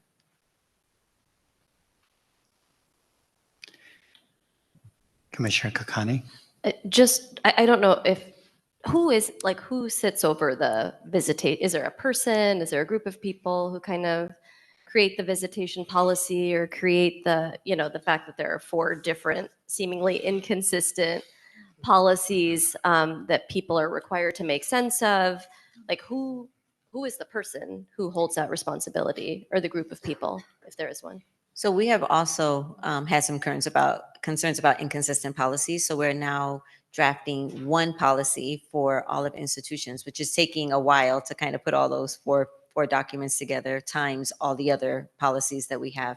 So we have a policy unit that has gathered up all of our policies and is taking a look at what we need to merge together. There may be some places that have maybe something a little bit different because it's camp. And so it might be a little bit not, the kids are there longer. So there might be some things that we do a little bit differently there, but there is some consistency that can occur and should occur. And we're working with our policy unit to have that happen. Yeah, I just want to add, Commissioner Kakani, thank you for that as well. We are also very frustrated with the inconsistency of the policy. It creates an inordinate amount of work for us every single day to fact check, and go back and look at these policies and determine what is still in place and what is no longer in place. So to Alyssa and OYCR, the letter that she sent, I apologize, I did not see that letter. I would love to work with her and find out more about what she's seen as the best practice that we can implement in our facilities as well. We need the support and we need the help on that. Commissioner Ship. This will be my last one, I promise. But around implementation, right? Like when you write these whenever you guys come out with the new policy, will this be like a full-blown training that you have your staff go through? Will this just be an email? Will it be a pamphlet that you hand them? Because also an issue that I've seen personally is that the implementation can be different among shifts, right? Like you can say, you can leave it very vague, and that leaves it to the interpretation of the officers. And so I would say, I'm asking, will that be a training? Will that be a pamphlet? How do you pass down new policies back to the staff? It depends. I wouldn't say that this is a full-on training for every juvenile hall staff to go through, because not every juvenile hall staff is working at the front for visitation. I think the officers that are assigned to the entry process are the ones that need to be properly trained. The supervisors who make decisions about whether or not somebody can enter the facility, the directors, they probably need more intense training. The training that our line staff that are within the units, they're supervising the visit. So they definitely need training around supervision for visitation, but decisions at entry, whoever's working that front should be participating in the training, along with anybody that we have, such as we mentioned CSSO or other people that are there making decisions. We all need to be on the same page. One of the things we're trying to do to help with that is with the screening protocols, just the daily workflow that comes into the facilities is, I think you're aware that we have classification, safety, and security specialists. Not enough yet. We have about 41 active safety and security specialists that are part-time, but we are starting to tap into their experience to be, for lack of a better term, an ambassador in the lobby to kind of help bring some reasonableness to some disputes. And if it can't be resolved at that level, then to make sure that we engage with the leadership of the facility to make the final call on that. We don't want to have this hard line. We want to make sure that we built in some discretion and some reasonableness to things that really make sense. No, perfect. And with that, we would love to oversee that. So would I be able to make a motion right now? I was going to make sure that there are no more comments or questions. And then I wanted the opportunity to make one comment. No, I want to be the last word. All right. Just a quick question also around implementation. Just as an example, if there were going to be a change to the rules around not being able to wear a basic white tee, how long does something like that take to actually get implemented? And then will there be any follow-up even with the facility where these specific examples where these incidents occurred? Will there be any immediate follow-up? So you may know I do not have oversight of LP at this moment, so I hadn't seen the letter that came in. I had a conversation with the superintendents of both LP as well as Barry J yesterday to make sure that we are on the exact same page about what to do when a parent comes later on towards the end of visiting and what to do about some of these things. So will there be follow-up? Yes, I've already started it. The other question, I'm sorry, was... Just to give an example, I'm just trying to get a sense of if there was going to be a change to, okay, now you can wear a basic white tee. How long does a change like that take to make? Well, for the consistency, right? That's one thing. We want to make sure we're all on the same page. So it depends on where it's coming from. If it's something that we can make on site for that one specific location that the superintendent has a discretion to make, something like that could be faster. But we're trying to be universal across all policies. If it's not appropriate for one location, then it's not going to be appropriate for any. So that might be a little bit longer for all of us to discuss why certain things are in place. I think it was mentioned something may be around for 20 years. I wasn't here when they wrote it 20 years ago. So trying to figure out what was the intent behind it before we change it. I did look over some of the attachments that were on this item and saw that some of the things that they have are similar in terms of what is not allowed to be worn, what is not allowed to be brought into the facility. So I think it's a good starting point. So unfortunately, I can't say it'll take me a week. I think it's going to be some active discussions that need to occur that have already started. And we'll need to make some executive decisions about how to disseminate the information. Hey, just one suggestion, maybe having some extra T-shirts or some extra shoes in the lobby that people can use so they don't have to walk back and forth, kind of like at a restaurant that requires a coat. That might help until we get all these policies in. Yeah, so Commissioner Schick? So I'm good now. I could make the motion now. Yes, sir. All right, perfect. So I'd like to make a motion to instruct POC staff to conduct an observation of visitation at probation's juvenile facilities, interview families, youth, probation staff, and advocates about their visitation experiences and recommendation, as well as work with OICR and conduct additional research about policies and practices in other jurisdictions to learn about the best practices. And then lastly, to submit a report outlining these findings and recommendations about the probation visitation policies and procedures to the POC's policy ad hoc committee for approval to bring back before the full Probation Oversight Commission. Commissioners, take a good look at that. Do we have any additions that we can think of? Do they? Oh, and we do need a second. I second. But is there a due date on that? Are we going to implement a time frame? Good question. Because if we don't, I guess the question is of POC staff and I mean, whether you're seeking the support of also commissioners, kind of like what type of timeline do you think would be appropriate to actually engage in meaningful conversations with staff, with folks trying to visit? I'm looking, and Dr. Gongora is approaching the podium. I can tell you that we feel a sense of urgency about this. And we also have been doing this, not in the explicit way that it states in the motion, but informally for a while and talked to lots of people. So we're not starting from zero. When do we think we could come back? So in line with what Wendy is saying, we do feel a sense of urgency, and we're thinking that we should conduct these inspections throughout the month of September, and that we would really ask all of our commissioners and, of course, POC staff to take a rotation. We know it's really difficult to coordinate these sorts of efforts on such a short-term notice, but I think to get a report ready quickly, 1 month of observations, 4 weekends, and then turn a report around. And of course, I'll be asking for your notes very quickly after you make your observations. And I think my intention is that the report would look very much like a list of observations and then a set of recommendations that we would take advantage of Elisa's offer and work with OICR to make those recommendations. So I think I'm hearing it's the October POC meeting.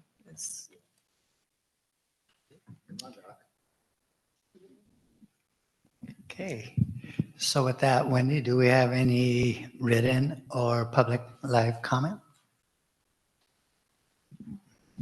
Do we have written? I don't believe we had any written public comment on this item. If anyone would like to make public comment in the room. Oh, and yes, thank you. The motion that Commissioner Shipp read is attached to the agenda, so you can read it in its entirety there. Kevin, you're welcome to begin. Thank you. About the visitation, yes, I was born in the probation facility, so yes, I'm very familiar about the visitation. For one thing, I heard from Dr. Gongora's report, several parents were turned down by the canine dog Yeah. So I would like to advocate for for a specific room, in the construction, because I see several other countries are using the visitation system where you have a big room and then it is separated by a big giant glasses. So that means just like basically the equivalent when you are going to a bank, like you are in front of the glass, you're talking to a bank, you can talk, you can see each other, but you guys are separated by the glass right there. I think that is a really good method of doing, because we are aware that a lot of people doing drugs and then the canine dog always smell them. So if we have a specific room designated for that, and then we have a probation officer supervision inside of that room, so your parents can visit their kids, can having fun, can talk to their kids, and then our probation officer making sure nothing goes inside of the glass, nothing coming out of the glass, so you can also prevent the drug trafficking inside, outside of the facility. And then I think it is a solution that to solve the problem of the canine dog smell the parents. It also saves the problem about a drug coming in, drug coming out, because you have a supervision, you have a glass, so nothing goes in and out. And hopefully that, and then we can use the male canine dog, the female canine dog, and the gender expensive canine dog. Thank you. Okay. Welcome. Hello, I'm a parent. My name is Virginia Romero. I'm a parent of a 14-year-old juvenile girl in Los Padrinos Juvenile Hall. Coming here today just to listen to the changes and also to voice my concerns. My daughter has been incarcerated 3 times since December till now, and I haven't had issues on visiting her. I mean, the policy changes all the time. I've been told that the policy changes day by day. And from what I was told, that there's no way that they could let us know before we get there as parents, before we are denied as visits. So when I first went in, they said gang-related tattoos had to be covered. Other tattoos are okay to show. But just to be safe, I made sure I wear long sleeve because I do have tattoos. I make sure I wear long sleeves so I'm able to get in with no problems and no concerns. But as the weather started getting hotter, I had called and I had several people call the staff that answer the phone, and they've transferred me to other staff to see what the dress code is before I go. It's always different, and they say no shorts, no this and that, but in the policy and then the rules and regulations that they have right there, they allow you to wear shorts. And when you call, they do allow you to wear long shorts or capris, something decent, of course. But on the safe side, I went in again with the way I do, all covered up like I was told, and I was going to ask the security and people that that are there when you're entering what the policy was, because I know it changes. So the lady that I've been dealing with since December, she's the one that told me that you have to be completely no tattoos shown at all. Everything has to be covered, only long pants. I go into the visit for my daughter that day, which is July 12th, and my daughter's like, I don't know why they're tripping on you, Mom, because there's a lady next to you with tattoos on her face, on her neck. She had some on her arms, and she was wearing a T-shirt, and she wasn't covered up at all. And I had addressed that issue right before I walked in. I had asked, well, if there's tattoos on the face and the neck and stuff, how do you guys cover those, and how are they able to come in? They said by masks and other things. So, okay, but these people weren't. So that day I came home, I went and I called the officer of the day. I'm sorry to have to cut you off, but the time has expired. I will tell you, I'm so happy that you're here. We actively are recruiting parents to come here, and I know that it's challenging for parents to come here for a number of reasons. The commissioners may have questions for you after we finish public comment, and you're also, of course, welcome to comment during general public comment and provide the rest of your remarks in writing. But thank you very much for Okay, being well, I here. gotta go anyways. That's why I was trying to rough it up real quick. But bottom line is they need to get their policy together. They can't change every week, and they pick and choose who they choose, who could come in. And I've been told by staff, by other juveniles that have been incarcerated in there. Thank you so they need much. to- Thank you. It's the worst part of my job to have to cut people off giving public comment. Thanks, Antonia. Good afternoon, I believe. My name is Antonia, and I'm coming on behalf of ARC. I do want to really uplift the voice of that mother who shared her own personal experience. I've also heard a lot of other people's experience with similar rejections, and so I'm here just to say it's insane. It's a travesty that it's easier to get into Berghain than it is to get into LP or one of these facilities. We need to make these places more accessible for families, specifically because of the way it helps with anti-recidivism for youth specifically. That being said, I do understand Mundo's suggestion for some clothes piles, but already we've seen heightened security in regards to bringing in more dogs, more security scanners from the Board of Supervisors. And so I'd be worried that, okay, well, now we see a pile of clothes and guess what's in there? And that would harm the parents instead of help them. So I think there needs to be a more comprehensive and systematic way of addressing clothing violations or whatever it is, or clothing in general, across all of the facilities, it's the same thing. Everyone can wear white or they can't, right? And not penalize parents for wanting to be with their kids, for wanting a hug, for wanting to say hi, for wanting to celebrate their birthdays or whatever it is that they're coming to do. So please address this and listen to Commissioner Tyreek's suggestion for a motion to investigate this problem because it's a big problem. And like I said, it should not be this hard for families to connect. Thank you. Thank you, Antonia. Hi, Jonathan. Yes, hi, how are you all? It's always good seeing you all. Appreciate you. I actually, again, I'm not here to complain at all. That's not my thing. However, I am here and I do want to challenge the K9. I'm there every week. I've been there every weekend and been cleared even last week, week prior, etc. But however, on July 13th, approximately 2:15, we could run back the tape on the VCR. I was alerted. And I respectfully wanted to speak to a supervisor or someone in some type of higher authority about the situation. What does he smell? And a couple minutes later, after this dog alerted me, the same dog urinated right there all over the floor in the juvenile hall. But you're telling me it's trained. And I respectfully wanted to speak to a supervisor in a higher authority to find out what can we do. That person in the higher authority said this dog makes the decisions. And I said, the dog that urinates on the floor? It's a disrespect to the positions that are even there. You understand? And I'm not here on no foolishness. And again, I say that to say I've been there every week prior.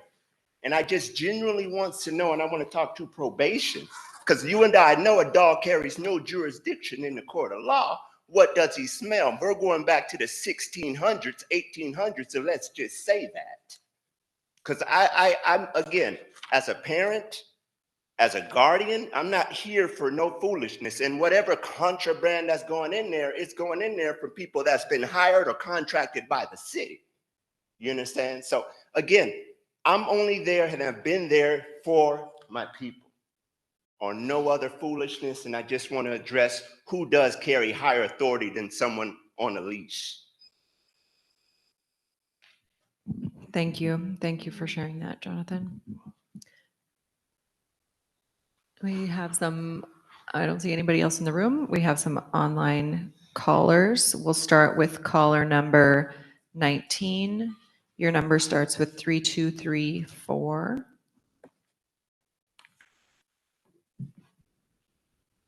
You may have to dial *6 to unmute yourself.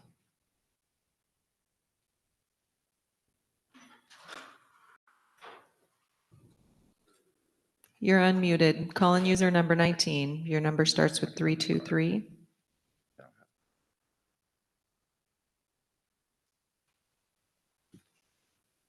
Okay, we're going to go on to call-in user number 15. Your number starts with 4243. Call-in user number 15. Please unmute yourself. You may need to dial *6.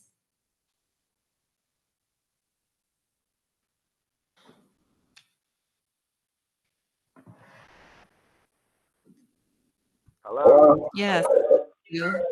Please. It sounds like you maybe have something else playing the meeting in the background, your computer or phone. If you could mute that for you, that would be great.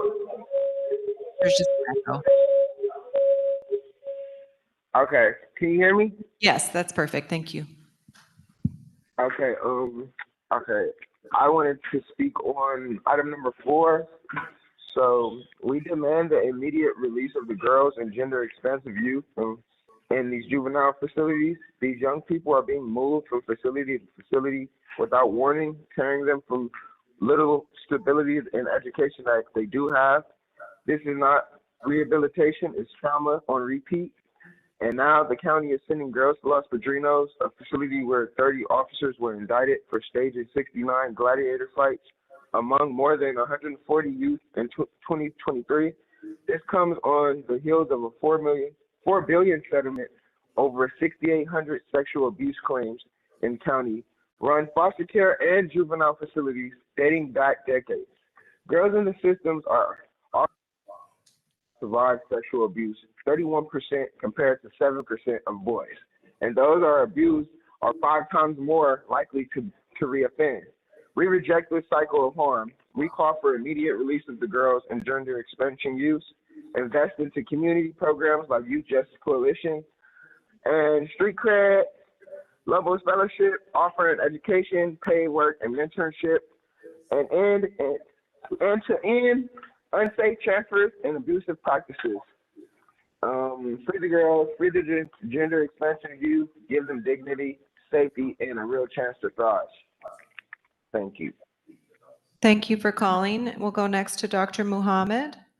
Dr. Muhammad, we welcome your public comment and we'll unmute you.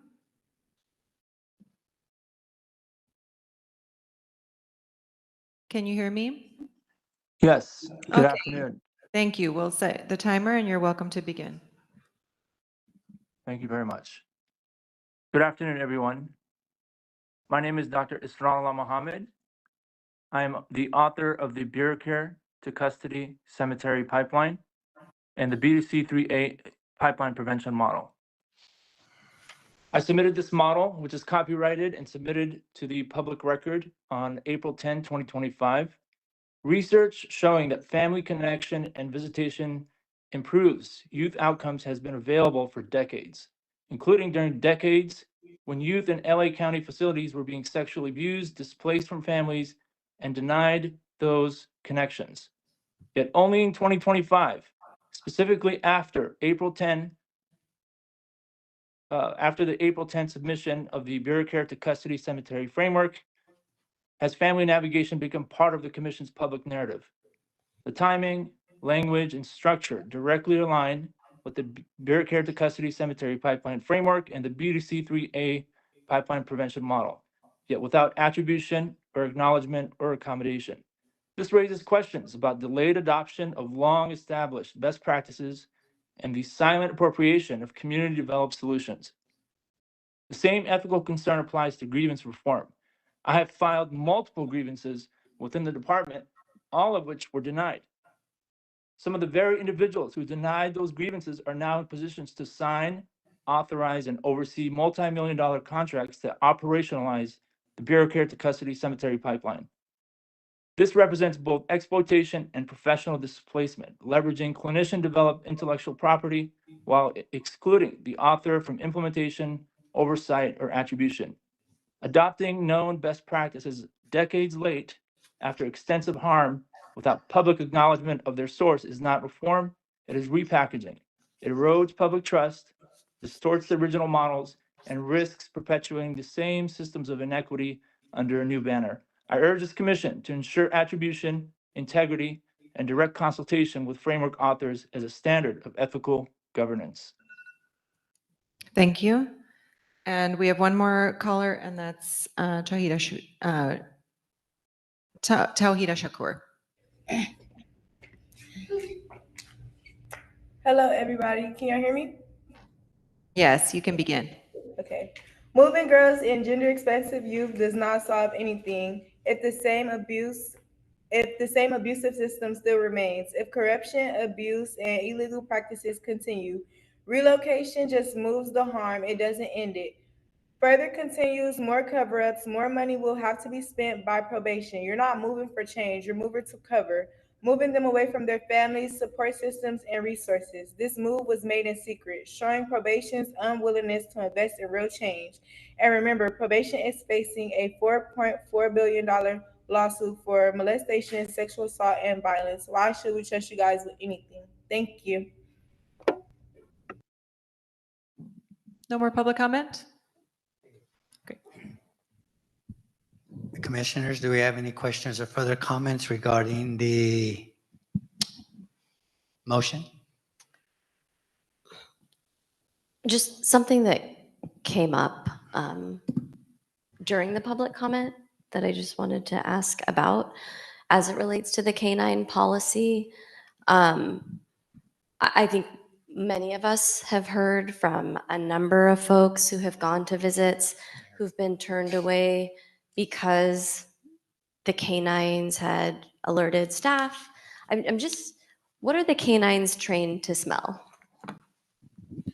There's a number of items, Commissioner, that I could provide to you after the meeting or by email. Okay. But there are, it's residue. It's cannabis. There's a gunpowder, ammunition, residue, et cetera, medications. I don't have the list in front of me, but it's a number of things, and it is an alert. And that's what where we hold that. We just leave it at the alert, and we have to log it, and then we have to turn the person away. So then person gets sniffed out, I don't know what the correct phrase is, and then they immediately get turned away, or do they get searched, or do they get, what No, happens? there's not a subsequent search related to that, but they are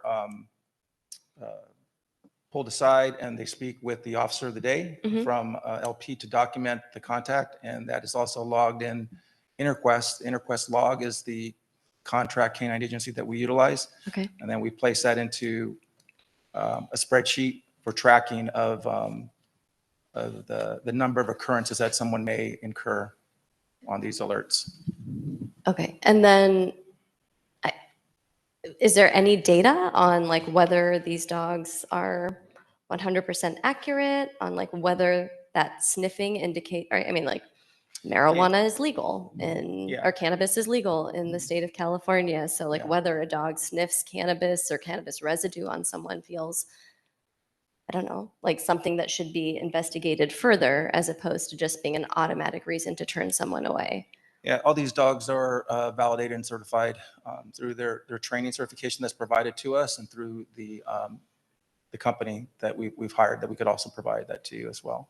Okay, I guess validated and certified doesn't mean Yeah, I see. foolproof, Yeah. but there's no other investigation, I don't know, like search, anything. If a parent is like, I don't know what's on me, search me, is that an option that's built into the protocol that you've created? We have not gone to that point yet of conducting a search. We'd also have to have privacy to conduct that, and bring in our officers to conduct that search as well.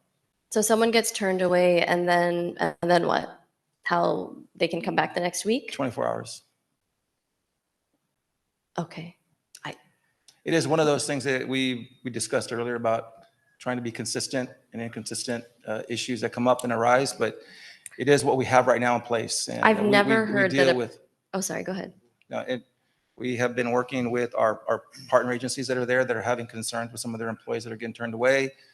With DOID, we met recently on a call to discuss a number of their concerns and issues. So we recognize that it is definitely an added layer of security that sometimes leads to some inconvenience. But at this point right now, we are erring on the side of safety for the youth and safety for the staff. I've never heard of someone being told that they can come back the next day. Yes. Every time I've heard that someone has been banned or turned away for at least 2 weeks. So I'm curious if you have something in writing that you give folks to say, you can come back tomorrow to visit your child. Yeah, I'd be interested in hearing who was turned away for more than one day, because that's not what we're doing. It's 24 hours. Okay. Oh, I think Sarah has something to add. Sarah is.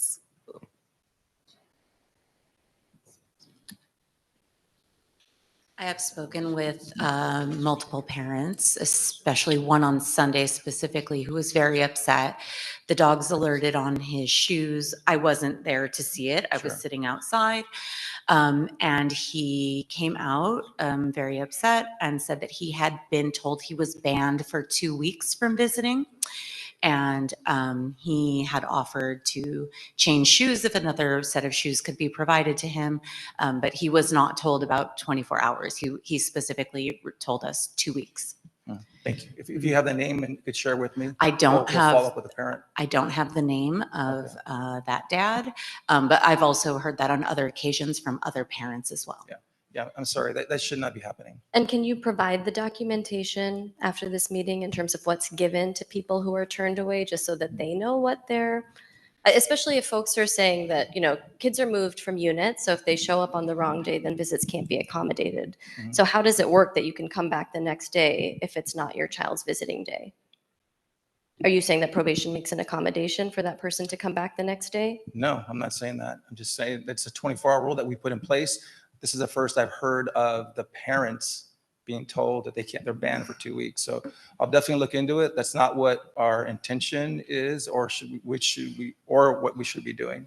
You have a list of people that are turned away though, right? You said that it's logged somewhere?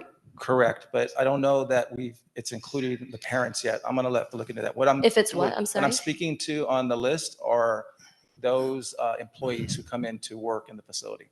Oh, you don't have anything in terms of parents who are turned away? I'm not sure. I have to check on that. Yeah, it might be a good place to start Yeah. to see if it's worth following up with them to see what their experience has been. Commissioner Kakani, I would guess that the department would have a list because as the procedure is, a parent arrives to the visitation, there are 2 probation officers sitting at a table. They ask them who is the child they are there to see.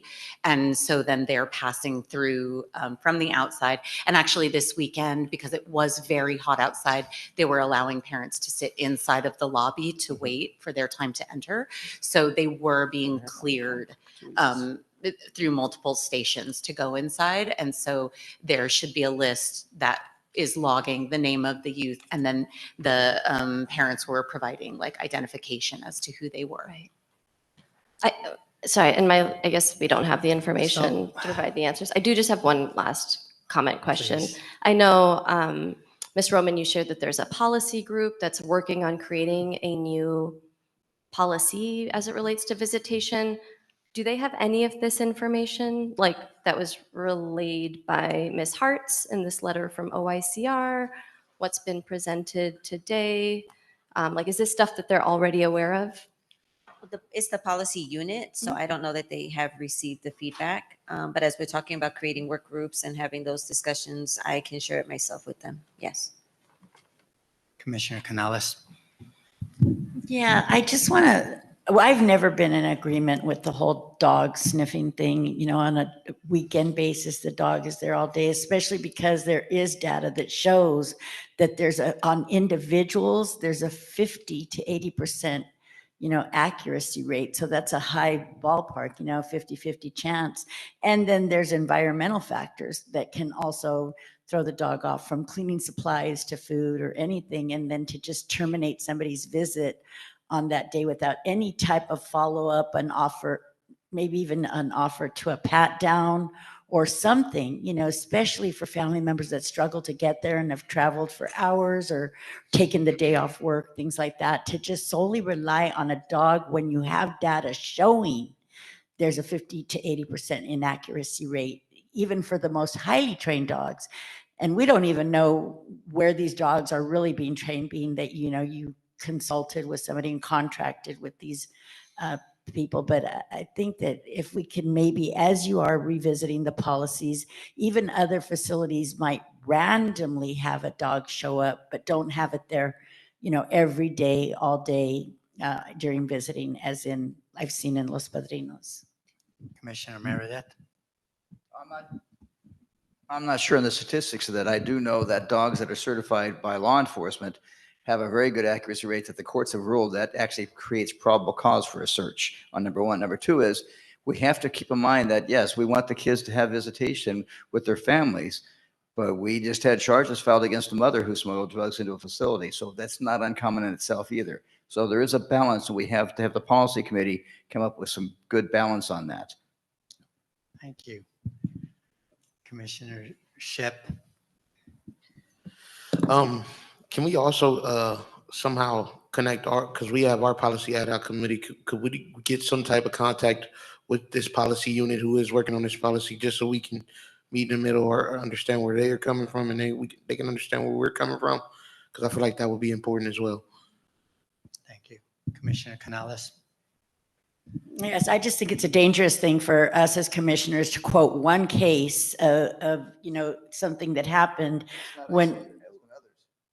of family members. Yes. Well, then let's just quote them all, of probation, of everybody. So then don't let nobody in the institutions. Okay.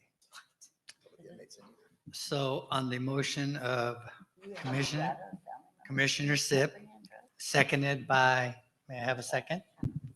Canales, I'm sorry. You are voting to accept the attached motion as written, as presented, amended. I will now call the roll, don't you? Yes. Wait, this is yours. We are voting to approve the motion that is attached to the agenda regarding the instructing the POC staff to produce a report regarding recommendations around visitation. I did hear an amendment, which was to add that it would be presented at the October POC meeting. Is that acceptable to Commissioners Ship and Canales? Yes. Yes. Okay, I will call the roll. Please vote yes, no, or abstain. Commissioner Canales? Yes. Commissioner Kakani? Yes. Commissioner Meredith? Yes. Commissioner Ship? Yes. Commissioner Terry? Yes. Chair Mundo? Yes. So with Commissioners Harris, Jackson, and Prater absent, the motion passes unanimously. Okay, now we'll move to agenda item number 7.